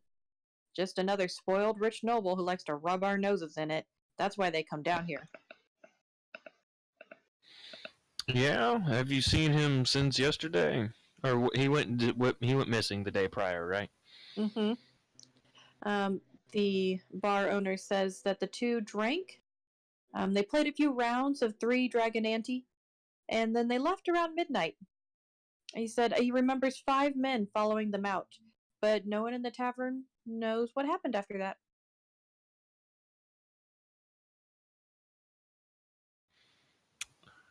All right. Thank you. We'll be in touch. It seems we should be searching for those men arrested. That it does. I'm gonna toss the bartender a silver for helping us. He thanks you very much. You can tell that he really appreciates it. If I had more than one, I think GP, I would be more willing to give money. Well, you just got 10 dragons. I mean, you can share a little wealth around, right? I haven't been to a bank. I'm also gonna buy like a flagon of something. Just walk around. Wait, would I get in trouble for drinking alcohol out in public? Probably. I don't Knowing think this so. place. I don't think that's a thing. I didn't remember. I don't remember that being a thing in the rules. At least I think as long as you're not causing disorderly conduct. All right, and I'm gonna buy like a very alcoholic beverage for Linus, like the strongest. This is just juice, right? That's fine. Like I don't know, pure whiskey that works. There's no way I'm gonna drink that. Yes, you are. As you are up buying another drink at the bar. Respect your elders, young man. As you're buying another drink at the bar, you see another patron come up to Linus and whisper something in his ear. Uh-oh. Can I like roll to try and catch what he's saying? Would you like to have a good time, boy? No, that's what I was Like a like, perception check or something? everywhere I go. Linus, roll a d20 to see if or roll not d20, yeah, but roll to see how drunk you are by the time that you get this information. Oh no. All right, well, See if I'm you'd remember sorry in this. advance. Just a 1d20? Go with the Constitution check. Oh, okay. Which is... Oh, okay.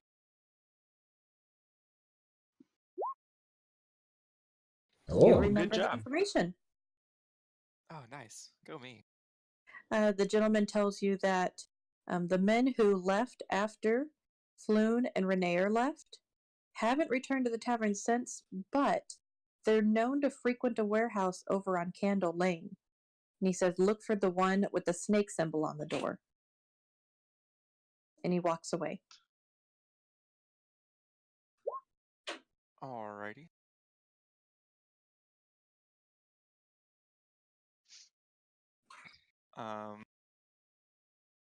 I'll hiccup and hold on to that information. So how drunk is Linus now, though? After finishing his large whiskey. Did I have to finish it? Respect your We're, elders. we're talking, if he drank a whole flagon of whiskey, are that's the very entire large bottle. That is the Yeah. entire fifth. That's Okay, dead. well, I guess I wouldn't technically buy a child a flagon, just like a mug. This Like, tavern is known for having extra large tankards. Alright, well, fuck it then. Give me a sip. Then- Just a sip. You just give him like 5 shots. Like I said, I'm not. There's no way I would drink that. Like I wouldn't be fooled by it. Alright, I buy him 4 shots then. Okay, roll a Constitution check with disadvantage. Can I just do like 2 of them? Oh God. Cedric steps forward. We don't have time for these games. 911. That's what I'll need. I kind of just 911. sigh and I say, alright. So, well, there's one for each of us now.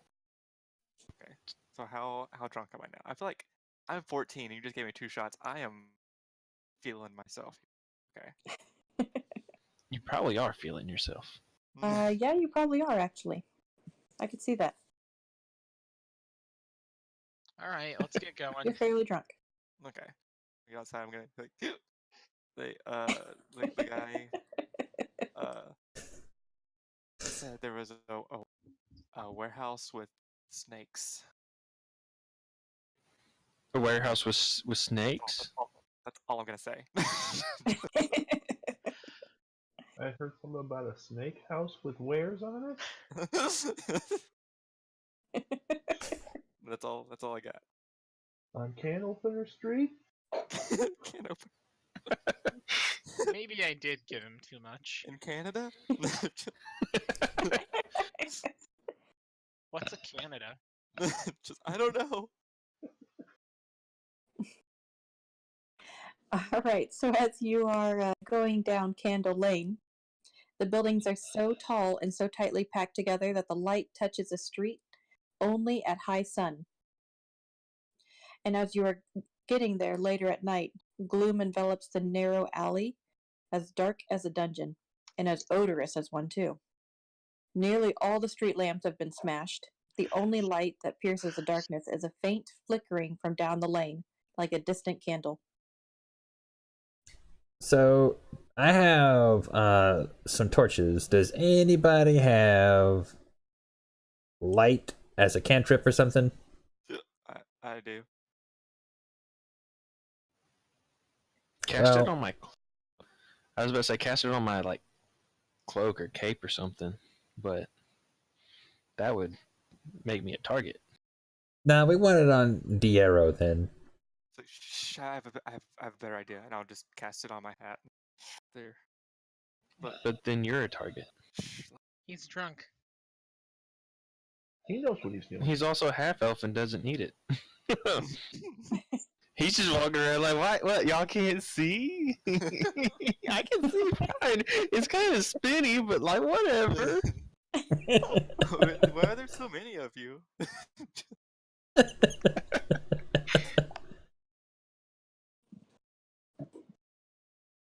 But sure, just put things in front of my face and I'll cast light on it. Cedric picks a rock up off the ground. Cast light on this. Or, can you make this shine, sir? No, I know what you mean, and I'll do it. I'll hit it. Cast light. I don't know if I have to. I think I have to touch it. Either way, I'm Yep, touching it. light is touch based, so Touch it. Touch it again.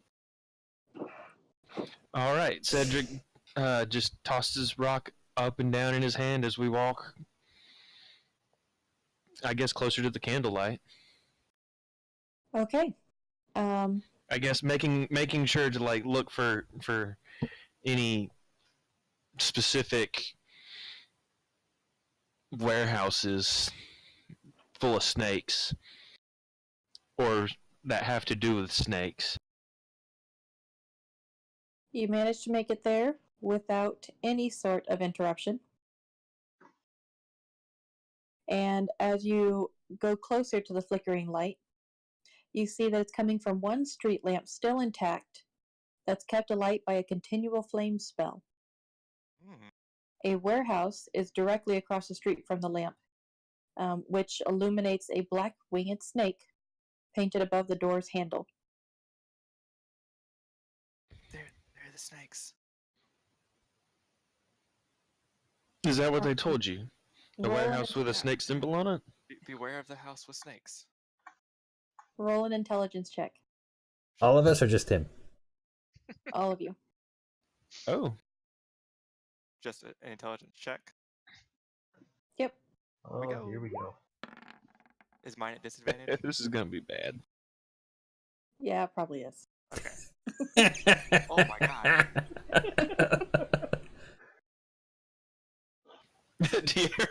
Diero got a 1, -1, What's that 0. worm with a shield doing? What's a snake? You're making that up. Oh, come on. I'm not that stupid. You rolled a 0. Yeah. That's a brain fart. Everyone but Diero recognizes this as a notable Zentarum warehouse. Zentarum. I mean, like, I don't want to like just knock on the door and go in, but like, I can thieves tools it. I feel like that's what we're supposed to do. I am casting mage armor on myself like right now. Just Is this a gate in front of us? Yes, so you do see that there is a gate in front of you.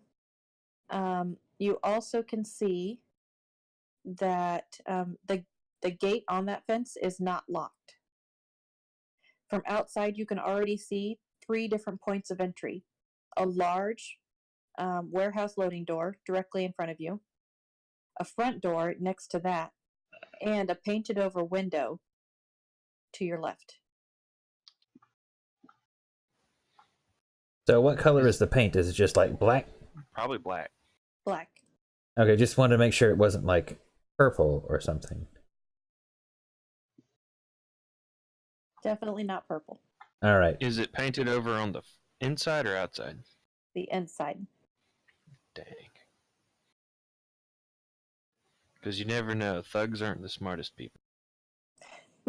Also true. I resemble that remark. You sure do.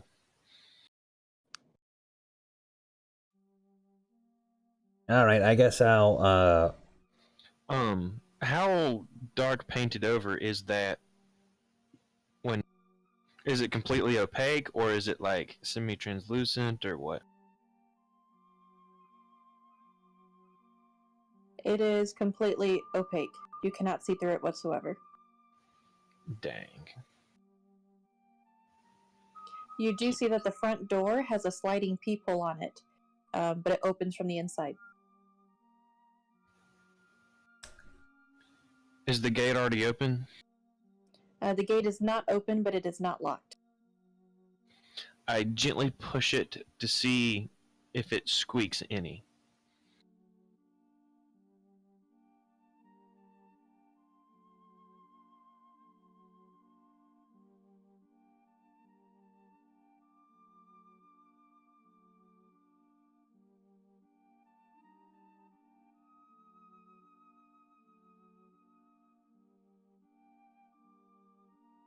Well, fantastic, folks. My internet just went out. Well, I'm not sure what I'd like to do next. Hopefully it'll come back in a minute, and if it doesn't, I'm just going to have to call it here. Well,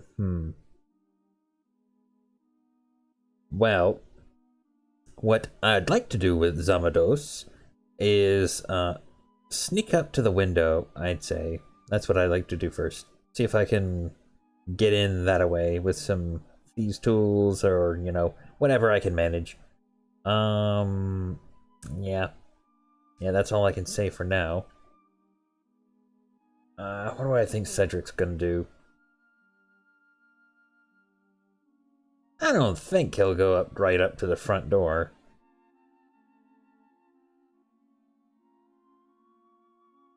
But there's no telling.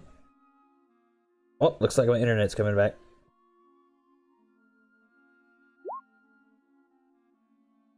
Aha! Is my internet back? Do people hear me?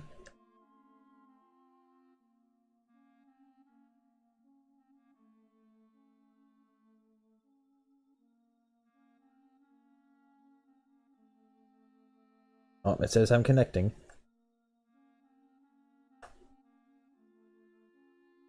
Well, yeah, less than. Okay, I'm back. Internet went out.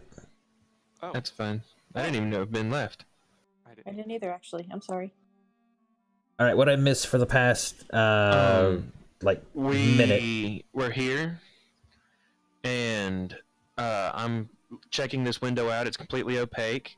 Linus cast detect magic. The walls are made of wood, and they're less than 3 feet thick. So we're just kind of looking around right now. We haven't knocked on the door. There's a big loading gate, a front door, and then this window over here. I figured let's at least try to look in first before we go and knock on the doors and make our presence known. So Because if they know we're here, then they're going to be like, why are these guys, you know, looking through this window? After we told them to leave. yeah, is there like a lock to it? We haven't got there yet. I was about okay. to ask that before Linus casted detect magic. Do you want to see if the window's locked? I do. You can barely push on it and tell that it is indeed locked. Can Mage Hand how is it locked? Because like Windows don't use like a locked like pick lock, right? Or Well, I sure hope they I don't do. know how they would. if you have proficiency in Thieves' Tools, you can do a DC 12 Dex check. Well, Ben just beat it. Or you can also try to force it open too. So Yeah, I'm thieves tool in that. perfect. You were able to unlock the window. And I gently slide it open with my mage hand that is invisible.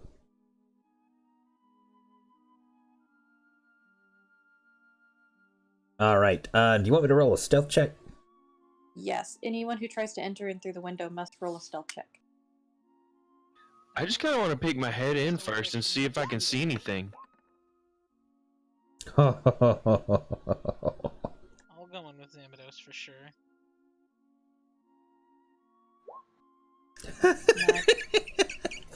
We're ninjas.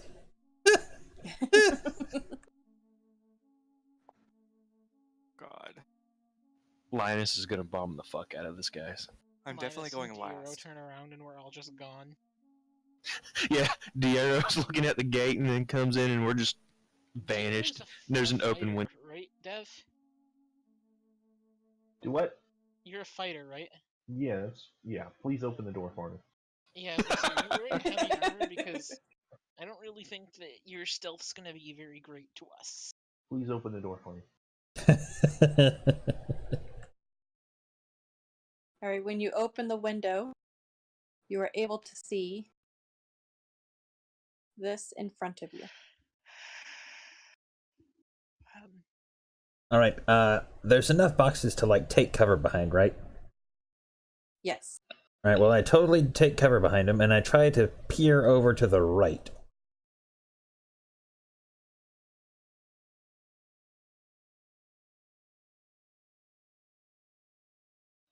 Do I see anything going further that way? You are able to see. Oh, it's a bloody mess. And probably up here too. You can probably see that too. Oh, stairs going up right here, huh? Yep. I go in behind him. Unless Urso, you want to go in between us. I'll go in between you just in case, because I'm a healer. Fair. I mean, a primary healer, that is. So the place on the inside is lit up, right? Yes, the place inside is completely lit. And from what you can see, you do see some blood and some bodies strewn about the floor over here on this side. Do we recognize any of the remains? From this far, I doubt it, Ben. Well, you can, you do see that tables and chairs have been carelessly tossed across the floor. The corpses on the ground consist of a dozen different men. They do lie on the floor and the walls, and their rapiers and daggers are also lying nearby. Rapiers and daggers, huh? And then on the north side of the area, stairs rise to an open level above. Okay. Let's make our way to at least this wall over here, so we can look going down. Yeah. Do we need to roll another Let's stealth? see if we can peer around to go that. Which direction are you moving? Say that again. Right over here, and okay. So getting over here to try and peer around. Okay. Do I need to roll another stealth, or are we good? No, you're good. From here, you can see. Oh.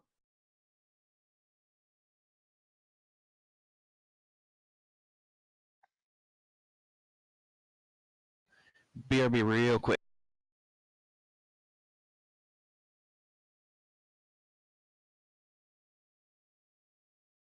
Ooh, 4 Kinku.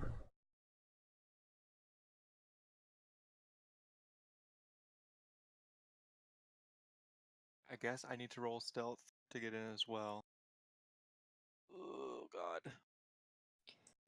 What is revealed to you are 4 short avian creatures with long beaks and black feathers.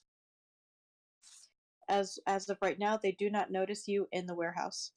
Each one wears a hooded cloak and wields a short sword.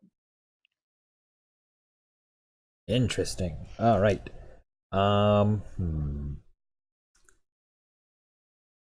So there half of us are hidden, roughly speaking. The ones inside are hidden so far, yes. All right. All right. What do we want to do?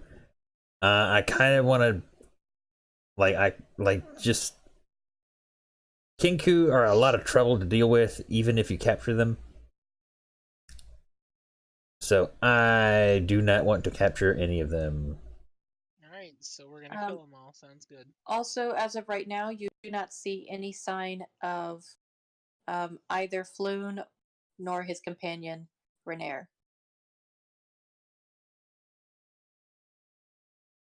But you do see that the the corpses that are tossed on the floor and the wall. I'm back.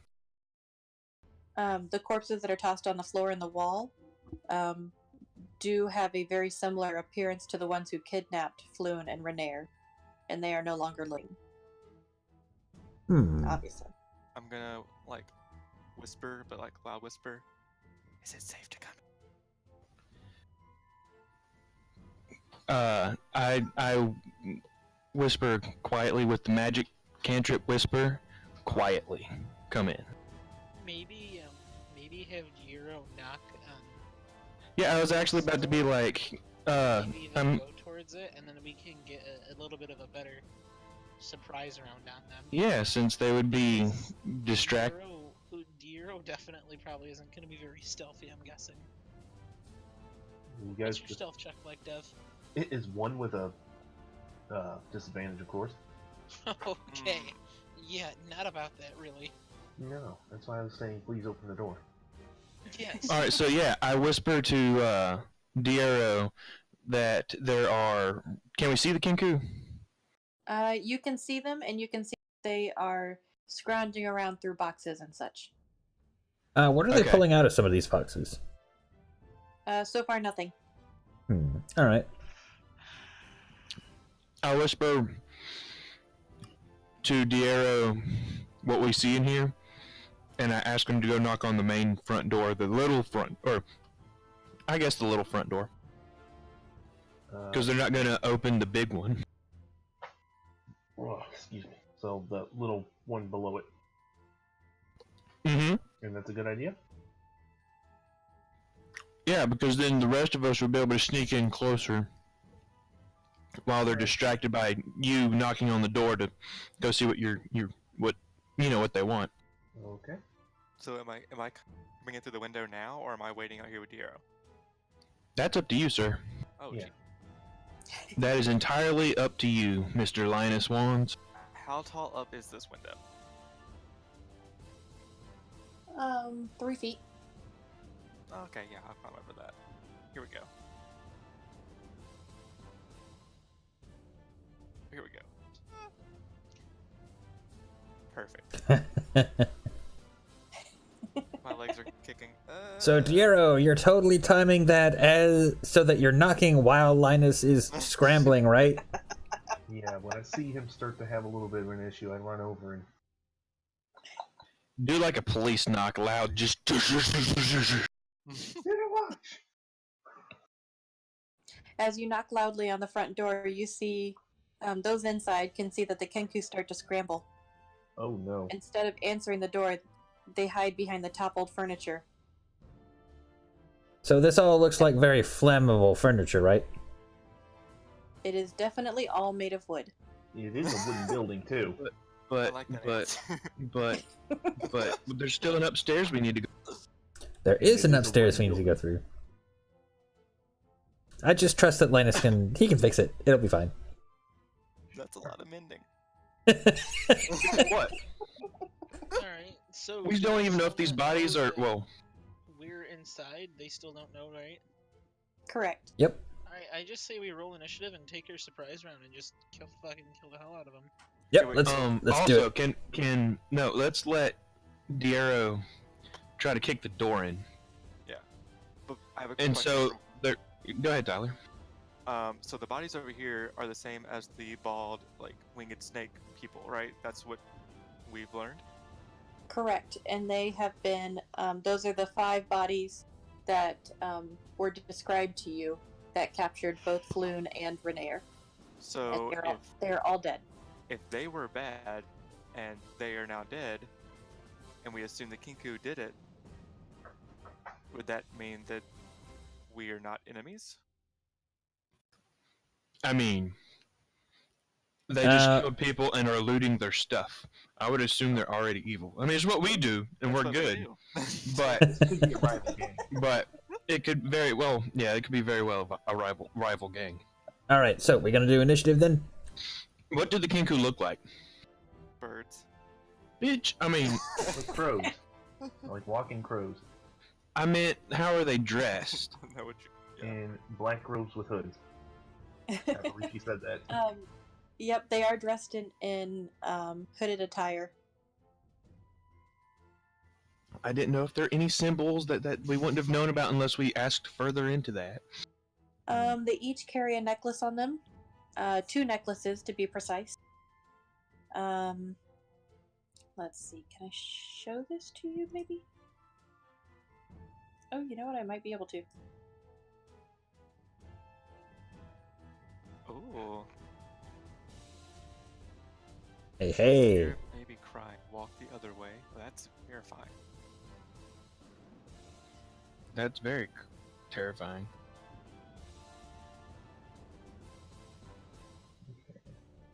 All right, I think we should just, I guess, let Diero keep kicking the door in, and then once he gets in, us use our surprise round.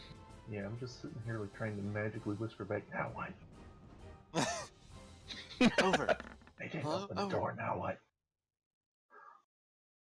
Hello? Knock again, but harder. Knock it down? Gotcha. What? Can you respond with whisper? Yes, it's 2 ways. Oh, that's nice. So, do you want to knock down the door?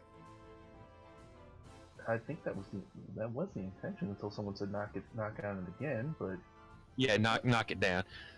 yeah, I'm gonna try and kick it in. Should I do athletics, strength, Roll a strength check, DC 10. persuasion? So just pure strength? Yep, strength, DC 10. Oh! You do not knock it down, and instead now have a bruise on the bottom of I Oh. partook in too much drink at the bar. it. Let's see. And I don't sense anything with detect magic still, right? Correct. There is no magic.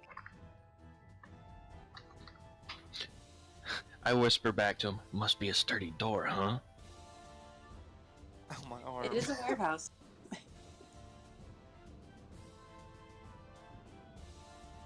guess we better roll too. Anyone who would like to charge in, go ahead and roll initiative. I was hoping for my 3rd straight failure. I don't want to charge in, but I do want to go in and stab somebody. Definitely want to hide behind, like, some of these boxes. Like, is this out of sight, mostly, or... Yeah, I would say so.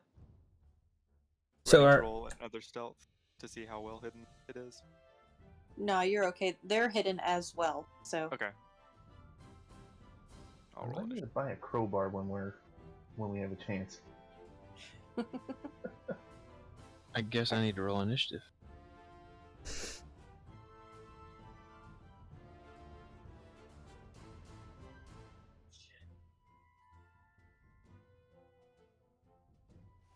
All right. All right, Linus, you get to go first. What would you like to do on your surprise round? Absolutely nothing. If I can hold an action, I'll hold frostbite until something not on our side comes closer. But until then, I am just sitting down behind this box, hoping for the Okay. best. Diero, what would you like to try to do? You want to try to kick? Oh, sure. Why not? Well, I don't have a surprise round because I was trying to kick the door down. But if no one else has taken one, yeah, I'll try again. I mean, if we're still stealthed right now, we can pretty much wait until you kick the door in, can't we? That's what I'm thinking. Unless one of us can, like, sneak up on one and, like, put a dagger to their neck and be like, hey, don't fucking make a sound. I mean, the entire thing about Kenku is they make sounds. Yes, that's true, but it's like, make a sound or you die. Yeah, but they mimic other sounds. Don't you mean make a sound and you die? You know what I meant. Stop and we'll shoot. Don't you mean or? I know what I'm about, son.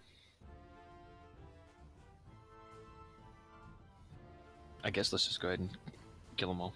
Let me kick the door. Yeah. Yeah, kick the door. Well, there's Okay. there's your strength. You manage to kick the door down, and all the Kenku come around immediately and ready their swords. All facing you. Oh. This looks like a party. I enter a bird. Did I enter a bird cage? Maybe. Bird No, Is that the end of they're all just reclusive woodpeckers. Let's see, I was here, so I can start there, and I will take the dodge action. And I will end my turn. Come at me, you feathered freaks.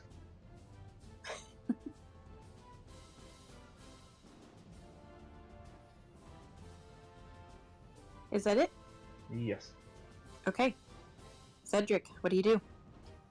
I'm going to move.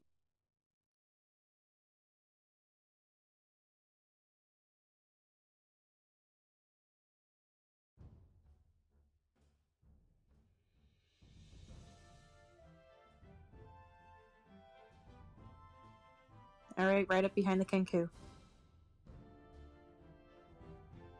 You have advantage on your first attack roll since you're hidden. That was a good use of that. And you managed to... Oh, nice.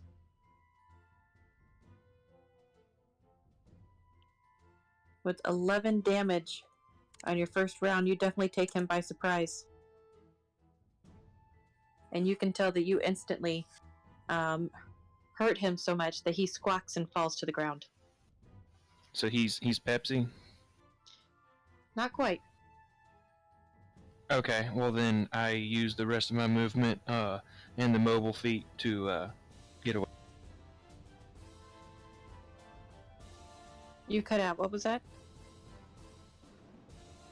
I use my mobile feat and be able to move away from him without taking an attack of opportunity. Awesome. Since this is a surprise round, they skip their turn. And Ursa, you're up. I'm just going to move over yonder and take a firebolt shot at that guy. Try and finish that one off.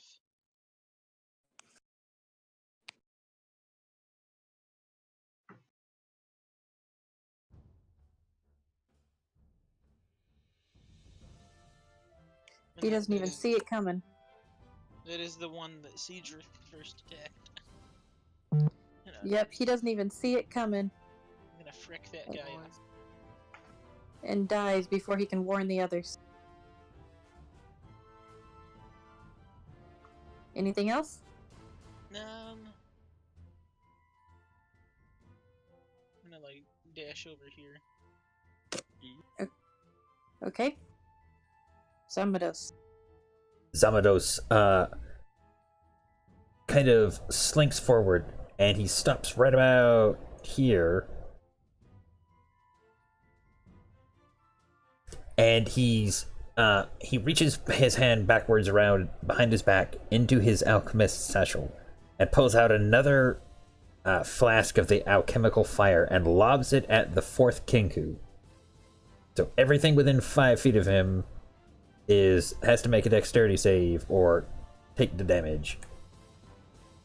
Alrighty. Here's for number 2. And number 4. Oh gosh, they pass and they take no damage, the both of them. But they are aware of your presence now. Well, I'm through. Linus. Nothing I is make my really bruised arm count. changed. Unless I see them from where I am, like through all this mess. I think you can probably see number 3 down here. Okay. I'll like step out or peek out, whatever, and try frostbite on number 3 down there. That's what. Okay.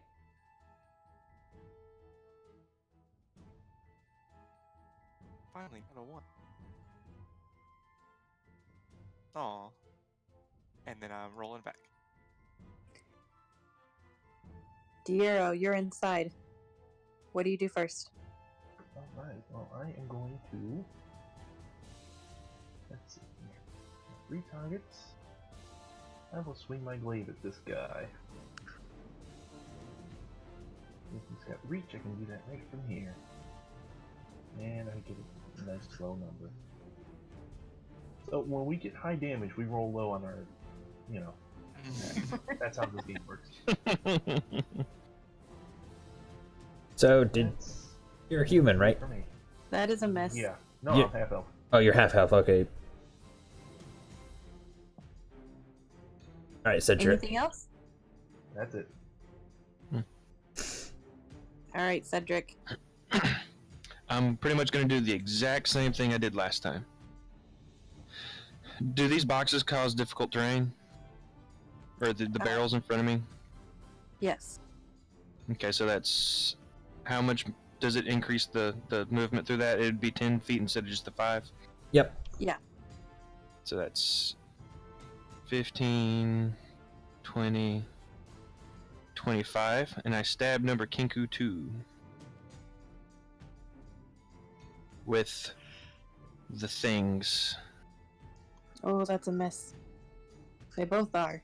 Oh, and I mobile my way back out. All right. Well, Kenku number 2 is now aware of everyone behind him.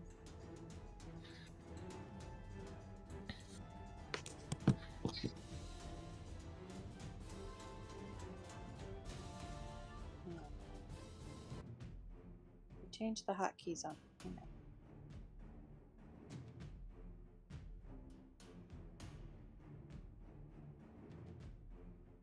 There we go.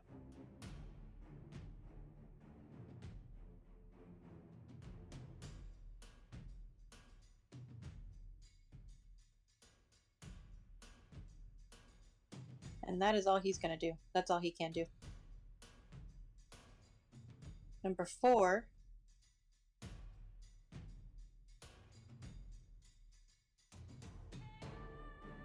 is going to come up here and go for Ursa.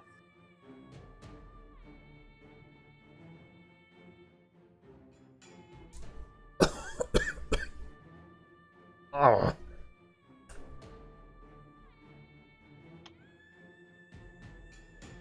I don't know, I assume that hits. Yeah. I'm actually down from just 9 damage. My max Oh is just no! Oh no. Okay. Yeah, I have to be directly next to them, even with a reach weapon to provoke opportunity attacks, right? I believe if they leave your area, no matter what, it's an opportunity attack, isn't it? Is that only with, I'm pretty sure if they leave your area of attack, you can attack them with it. Yeah, if they leave your reach, then you get an opportunity attack. So if he leaves your reach, even with a glaive, if one of them was in range, then yes. Even if he was 10 feet from you. Is it 10 feet? Oh yeah, that's right, because I have reach, right. Alright, Alright, number 3 is going to go over here to Diero oh. and strike with his short sword. Oh, that's a hit. Ooh. Not a bad hit, though. They're rolling pretty high on their attack rolls. No joke. Alright, Urso. Death save. You picked a good place to drop, too. No additional cleanup. It's great.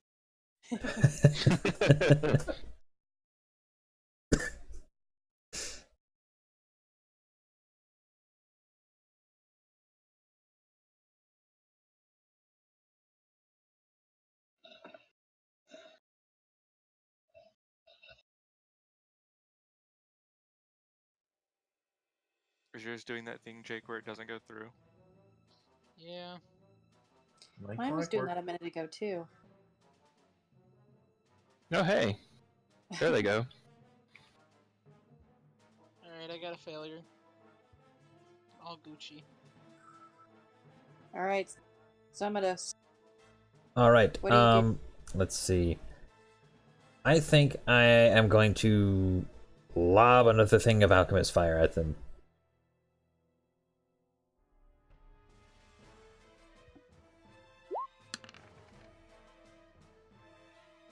Aiming for number 4. There's 3. There's 4. Oh gosh, this is not good. Wait, aiming at number 4? Yeah, it hits whatever I aim it at. It hits everything within a 5-foot radius of it. Would that hit Urso? Oh, never mind. I hit 2, aiming for 2. Yep. I'd say 4. I meant half that.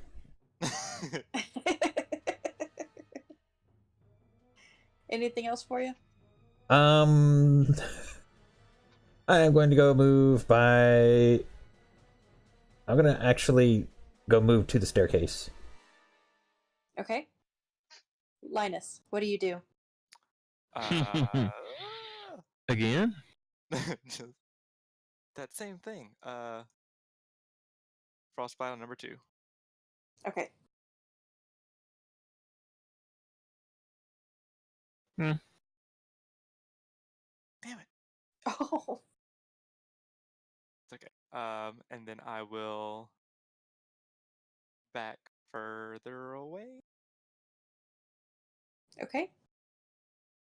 Diero, you're up close and personal. Alright. Well, I will still strike at number 3 with my glaive.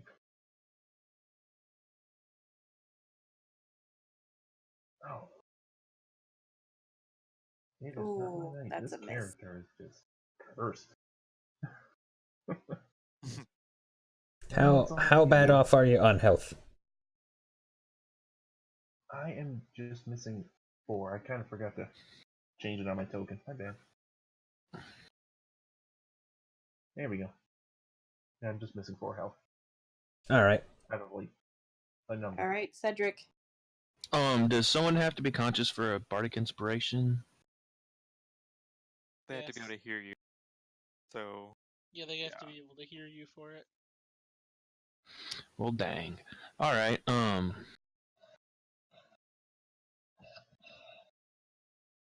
I'll use my bonus to give Diero a bardic inspiration.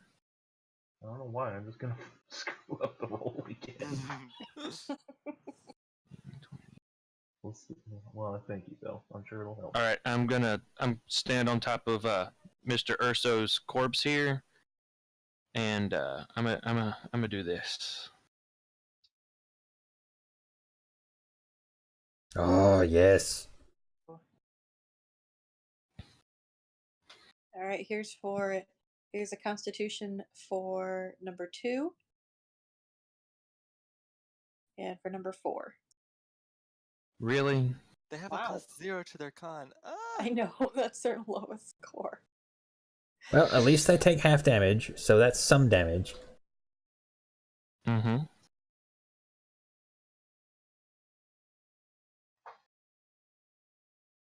And let me mark that off of my thingy jig.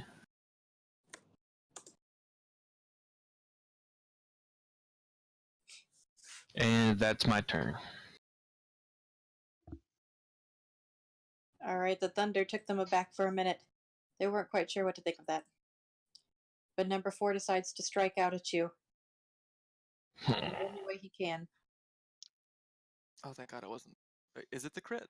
No, it's No. not the Oh, crit. okay. No. Ooh. That's a hit for 6. Oof. That puts me at 2 HP. Oh no. What's your AC? 14. Oh God.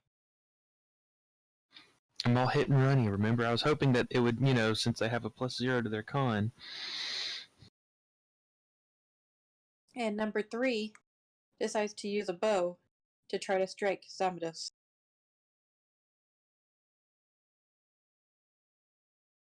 Well, it misses, though he's also at disadvantage because of shooting in melee.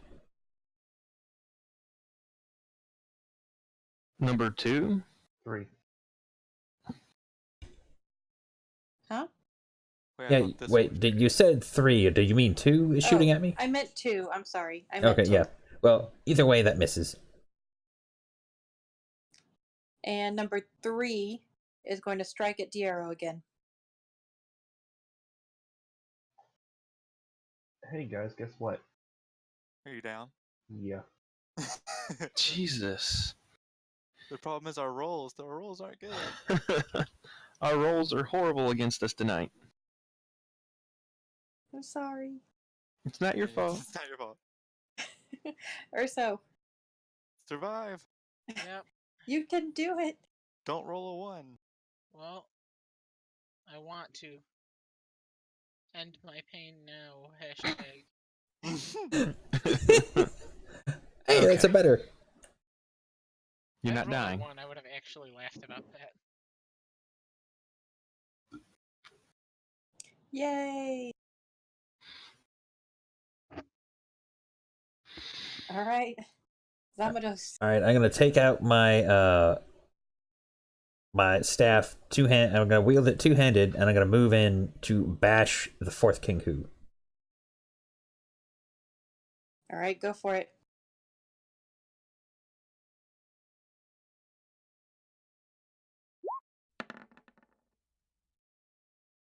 It hits. 5 points of damage as I'm kind of leaning into it, and I thrust it forward almost like a spear. Like I just hit him with the butt of it. You see blood fly across the room out of his beak as you bludgeon him in the head, but he's still standing. Well, that's all I can do. All right, Linus, what would you like to do? You'll never guess it. On number 4.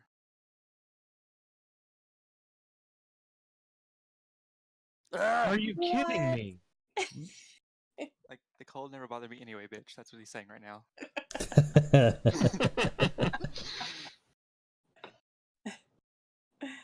All right. Anything else? There's not a lot I can do. I mean, I guess I'll step forward a little bit here. I'm done. Okay. Diero, how you doing down there? Let's find out. Par for the course. That's one. Could be worse. Seriously, if this character dies, do not waste time reviving me. I will just re-roll because I have horribly mediocre stats. Do not resuscitate. Yeah. I'm gonna Go to my medical alert stab really quick. at this Kinku here in front of me and hope that I can take it out. Hey! That was on this one? The top one, yes. Okay. Number whatever's the one directly under me. 4. Forgot to take off You my 6. definitely take him out with a vengeance. And then I move the 5 feet forward and I use my bonus to stab at the other one and I miss. Oh. And then I use the rest of my movement to get away from him. All right, number 2 and number 3 both see that they are the only ones left and start to run and flee towards the door. Are they disengaging? They are. Well, 3 definitely doesn't need to disengage. Number 2 is disengaging. If you would like to take an attack. You can't if they're disengaging. Wait, did you mean dash? Huh? If they're disengaging, the whole point is they use their actions so an opportunity attack can't be made on them. Oh. Then yes, they're disengaging. All right. Do you want to try to finish him off? I mean, either way, I gotta roll a death saving throw. Uh-oh. Ooh. Uh-oh. All right. I'm going to use my action to make a healing draught, and I tell Linus. I tell Linus to come give it to Urso. Okay.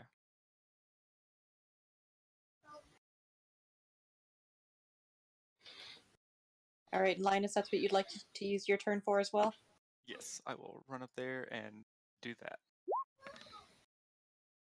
Alrighty. All right. Diero, go ahead and roll for it. Yep. Oh no. Cedric, are you gonna let him get away? Or are you gonna try to capture him? Never mind. What do you think, guys?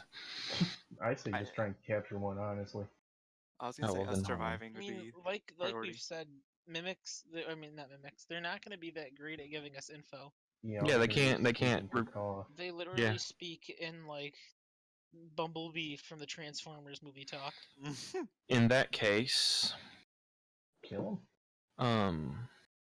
Seeing as how we all know each other already, like I feel like we'd be more inclined to not have us die. I would Yeah. simply asshole to everybody. there you go, Diero. Oh, thank you. Mm-hmm. I'm out of spell slots. Good. Me too. Hope you're But happy. if I I saw sense my any magic girlfriend within up 8 there. minutes, you'll know it. Anything else for your turn, Cedric? Nope. All right. The Kenku are going to run out the door. There So, oh wait. There is something else I wanted to do. He makes the chicken cock as they walk out, as they run away. That is your healing word.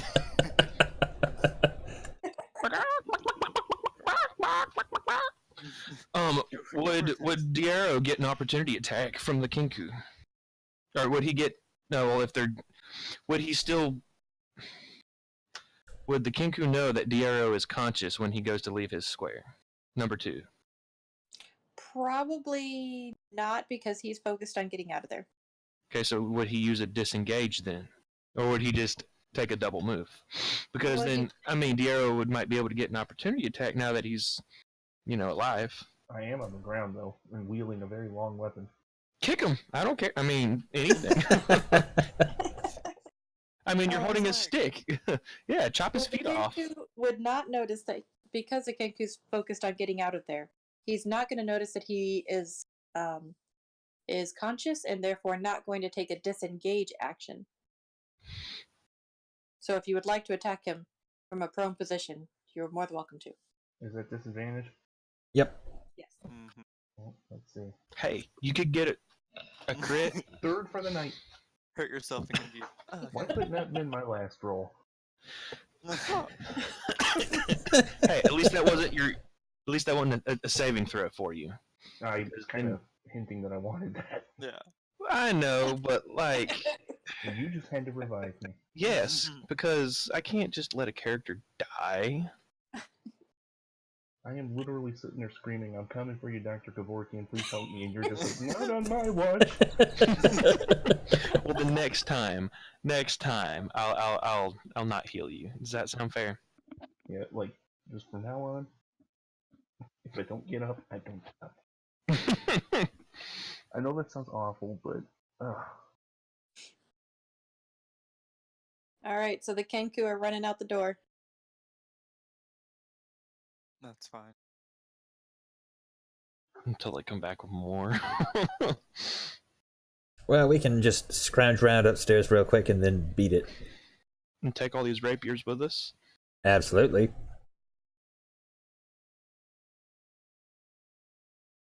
Urso. Everyone's alive now, right? Yep, everyone's alive. Okay, cool.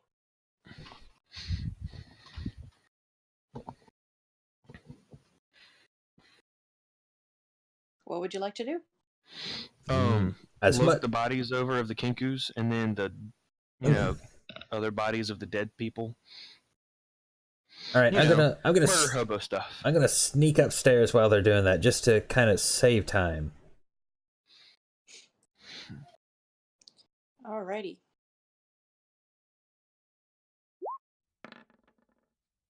Upstairs, you are able to see. Oh, is that what the other side of the map is? Uh-huh. That makes a whole lot of sense. I was like, man, why is it only darked out on part of it?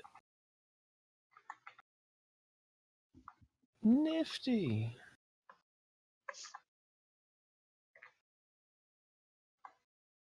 Ah, haha.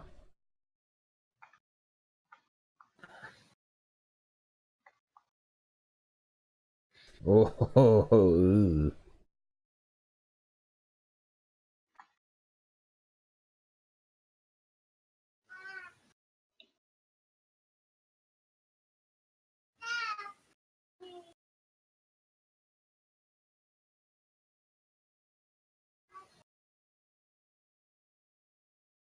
When you walk into some of the later rooms, you can, or in the office rooms and stuff, you can tell that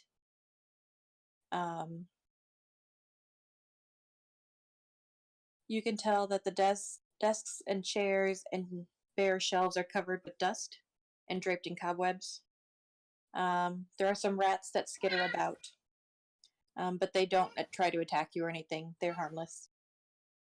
And mounted above each office door is a steel alarm bell as well. So it looks like they haven't been here for a while. All the bells, you can tell, are connected with a wire, but when you open the doors, it does not trip the wire. I'm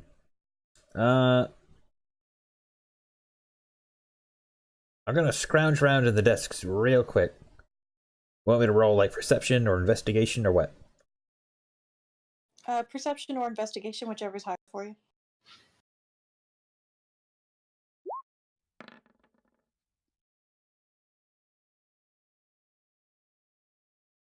You are able to find in one of the offices an unused paper bird. All right, well, I'll take it. And then I will skedaddle downstairs. And I tell them, I have found nothing of true value within these confines. Let us leave this place. Sure, but we still need to look over the bodies of these, the Kinku and whatnot, and you know, the bodies of these dead people here. We're looking for somebody. I know, I assumed you guys were already doing that while I was up there. Well, that was in character. Oh, okay. He said there's like 10 people. Or she said there's like a whole slew of bodies, right? There's 5 bodies. The 5 bodies that captured Floon and Renaer are found there. Okay. I'm not getting close. I will investigate them as well, if I may. Go ahead and roll for it. Oh yeah, I guess I need to roll some. Well, never mind, since he's rolling it so well. You're able to find their rapiers and their shields that they have, but other than that, they carry nothing else on them. You do see that each of the 5 humans has either a black tattoo of a winged snake on either his neck or forearm. So is there anything like any kind of indicator for where they'd been recently on their boots, or you know, like a stain or something I could decipher from their shirts? Or is it too bloody? Yes, this pebble is very indicative of Waterdeep's docks district, and this grain of dirt comes from Baldur's Gate. And it's 13 years old. Since you rolled a 20, I can tell you that one of the bodies is different. Different how? It has a different tattoo on the palm of his right hand. a different kind of tattoo. Is it still a snake, or is it like just an entirely different thing? It is a circle with 10 spokes radiating out from its circumference. Huh. Do we want to draw a sketch of it, or do we just want to like lop his hand off and bring it with us? God, please don't lop his hand off. I am already doing that. Hand Oh, is no. off. I am not holding that. I used my mage hand to carry it over to Linus. No, no, no, no, no. I'm gonna bat it away with my staff. Did anyone buy any sacks or anything? I've only got my backpack. It's not Yes, going that's why the hand is going towards you. It's not going in there. I have books, I have papers in there. You're not putting that bleeding hand in my backpack. Are there any bags around us in any of these containers? There are boxes. There are lots and lots of boxes. Would you like to look through them? Absolutely. Quickly. Okay, roll investigation or perception. Either one. Woo! 4. I mean, I'm just looking for Hey, a bag. don't you still have that bardic inspiration, Diero? Diero? Yeah, Diero. Yeah. You want to help us look What? in these boxes? Alright.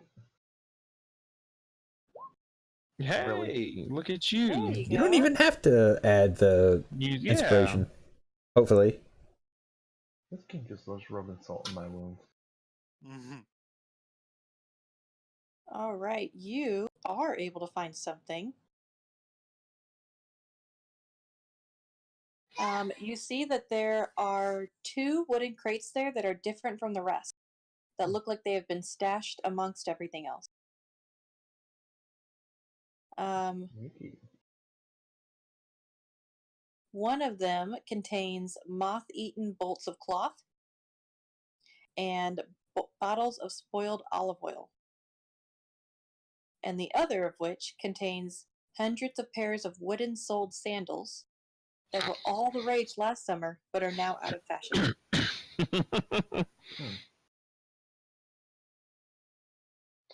So these have been here a while. On the plus side, you could wrap that hand up and cover this so people don't go, why is your backpack bleeding? Okay, roll perception. I'm actually halfway decent at that. All of us or just him? I hate this game. Want to use that bardic inspiration, maybe? Yeah. Hey, there you go. That's at least a 13.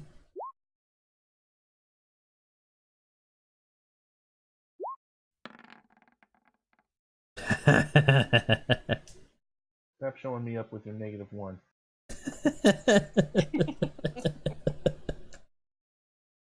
All right, Zamados is able to see that there is a door over here that leads to a little room under the stairs.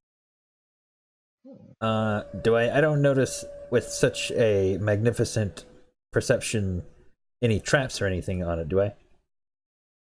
No, you just notice that it is a secret door that is hidden in the slots of the wooden walling. Alright, I try to open it. It opens very easily. I look inside.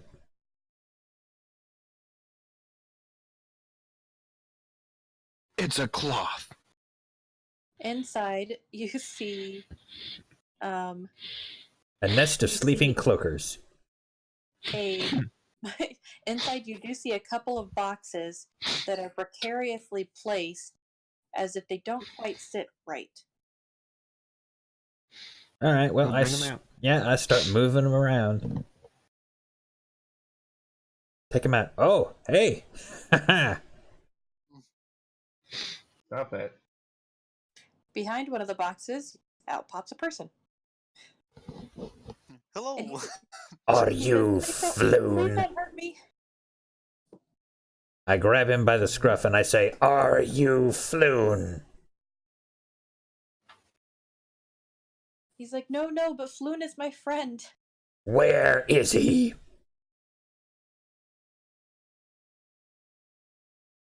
All right, Batman. We're trying to help him, not intimidate him. You see that he says his name is Renair. Renair Neverember.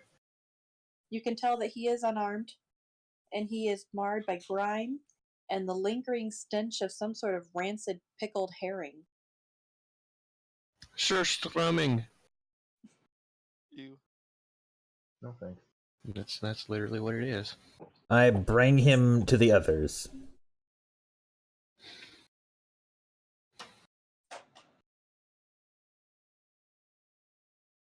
Tell us everything that happened and where they took Floon.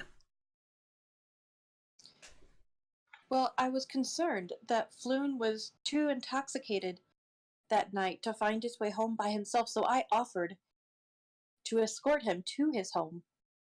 But we were jumped by 5 thugs, and I interrupt him and say, them, and point to the bodies.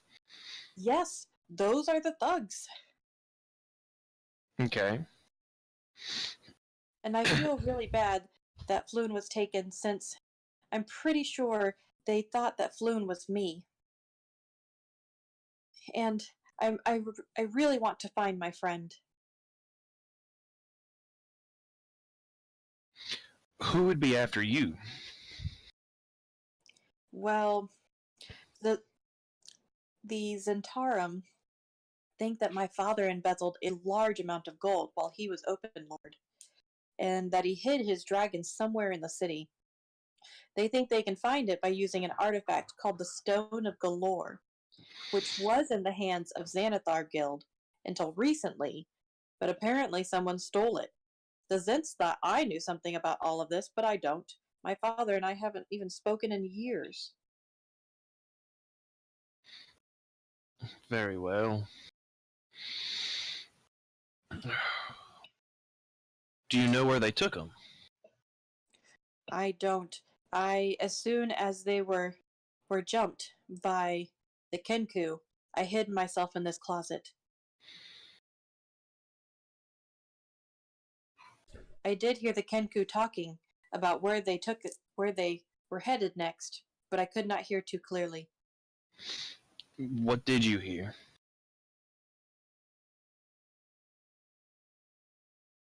Oh, I just heard about,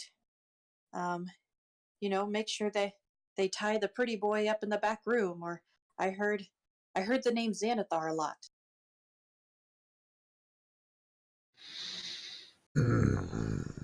They talked a lot about yellow signs and sewers, but I'm really not sure. Sounds like the Kenku stole back that artifact. Possibly. Maybe. So what kind of check would it be, say, a history for about yellow signs within Waterdeep?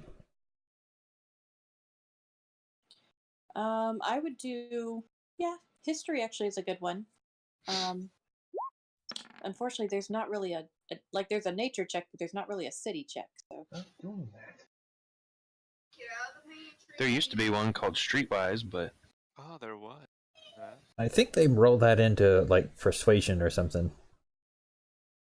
Or no, that's its own, that's just a bare bones charisma check. Fair enough. You said history? Or does it have to be someone who's from here? Ideally, someone who's from there would have an advantage. Well, here's where all the good rolls went. Who needs combat? I mean, skills are where it's at. You do know that the yellow signs do point towards the sewers, and that there are several yellow signs to help you navigate the sewers. Alright, so Xanathar's Guild and sewers. Is the Xanathar's Guild in the sewers, maybe? I doubt it. I would wager a yes. If it is repeated among these parrot men, then I presume it is of importance. Renair says, if it helps, I did notice that There might have been a couple of crates back there that were full of what sounded like gold. Gold. Show us. Yes, yes. Which crates? Back in the room that I was held in. All right, I start turning everything upside down and looking for the gold. Roll perception. Can I help him? Do I have to be trained in perception to help him? Yep. Not really. No, I'm not 15 trained or in it, higher. but I'll roll it also. So, not investigation, just perception. Yep. DC 15 perception or higher. You want a bardic inspiration me? Oh, never mind. Darrow's just like, I can smell gold. Whatever. I'm You like, notice- go ahead. You notice that there's actually a second secret room. Secrets within secrets. Good.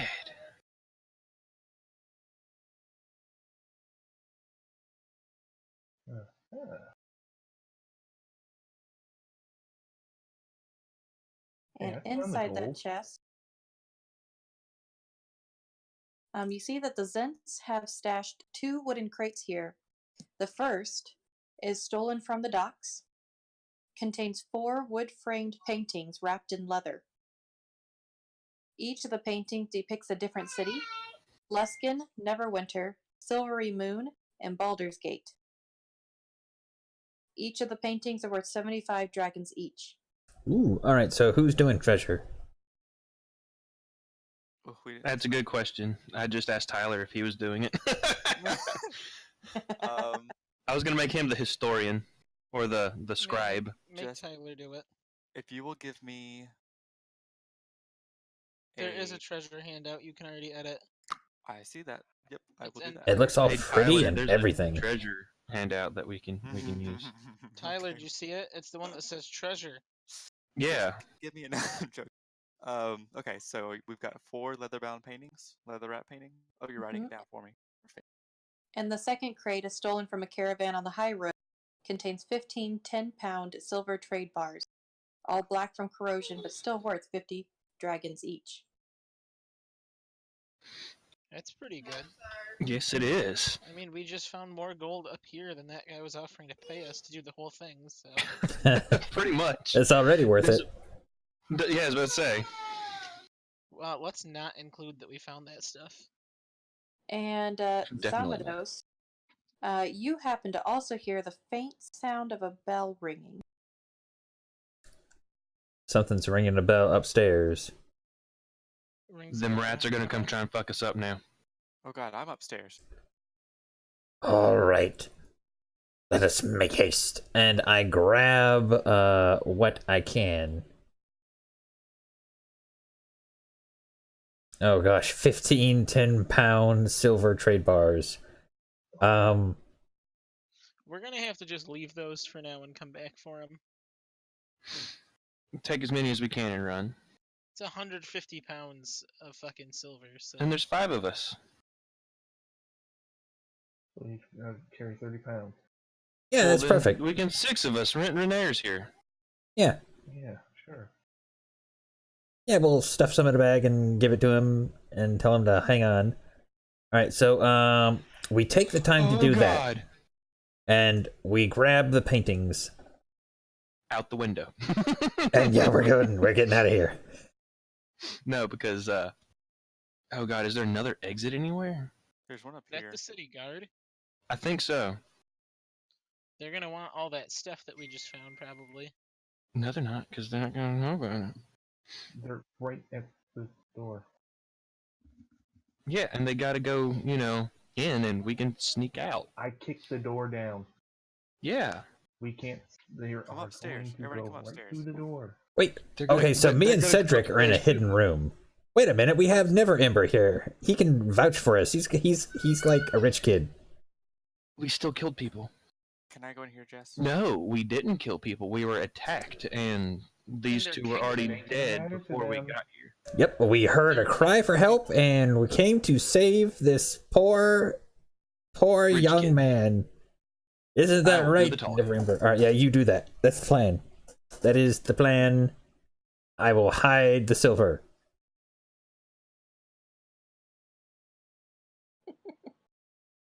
This is not gonna go well. I did it. Take me away. I mean, if that's really how you want to roll your character out, we can do that. But I might as well try and see how long this mediocre guy can last. Watch you actually somehow make it to 20. Yeah. watch you be the only character from start that makes it. Not with that luck from the beginning of the game. All right. All right, So the do they? City Watch barge in and prevent anyone from leaving. The captain of the watch approaches you and notices that sees the dead Kinku and sees the dead dressed in black against the wall, and he immediately turns his eyes towards each and every character.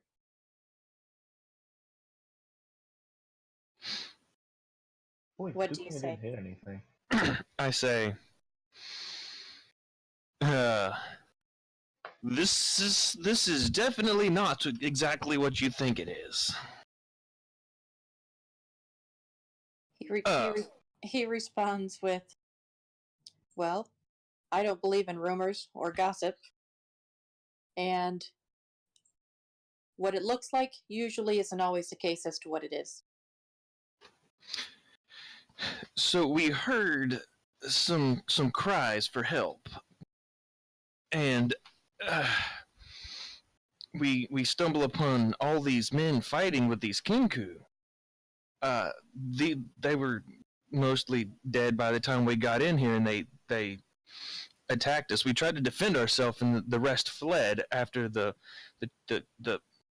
men in black here killed the two Kinku lying here. I think the other Kinku ran. I don't know. I just point down the road that way. Renaer here, and Renaer Neverember actually can vouch for all of this. He was actually held captive by these people.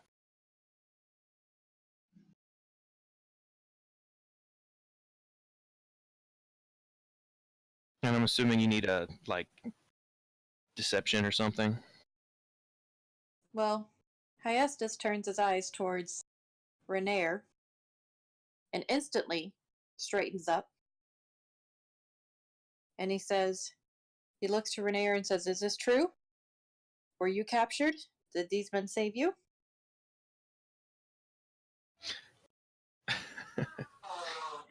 And Renaer says, "Oh yes, that's definitely what happened."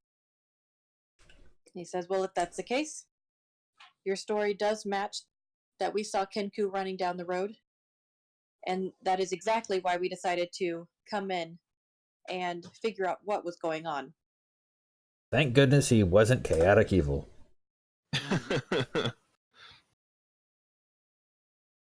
Now, we are willing to overlook this since it is your first offense in this city. But it's best not to meddle in criminal affairs. Leave all the dirty business to the City Watch. Not all the City Watch members are as nice as me. Yes, sir. Most definitely, sir. As they walk out, you can hear him say in the back, "Keep the blood off the streets, okay? Anything for you." What happens off the streets, I don't care about." Off the streets, huh? Here you So, say, under them? Pretty much.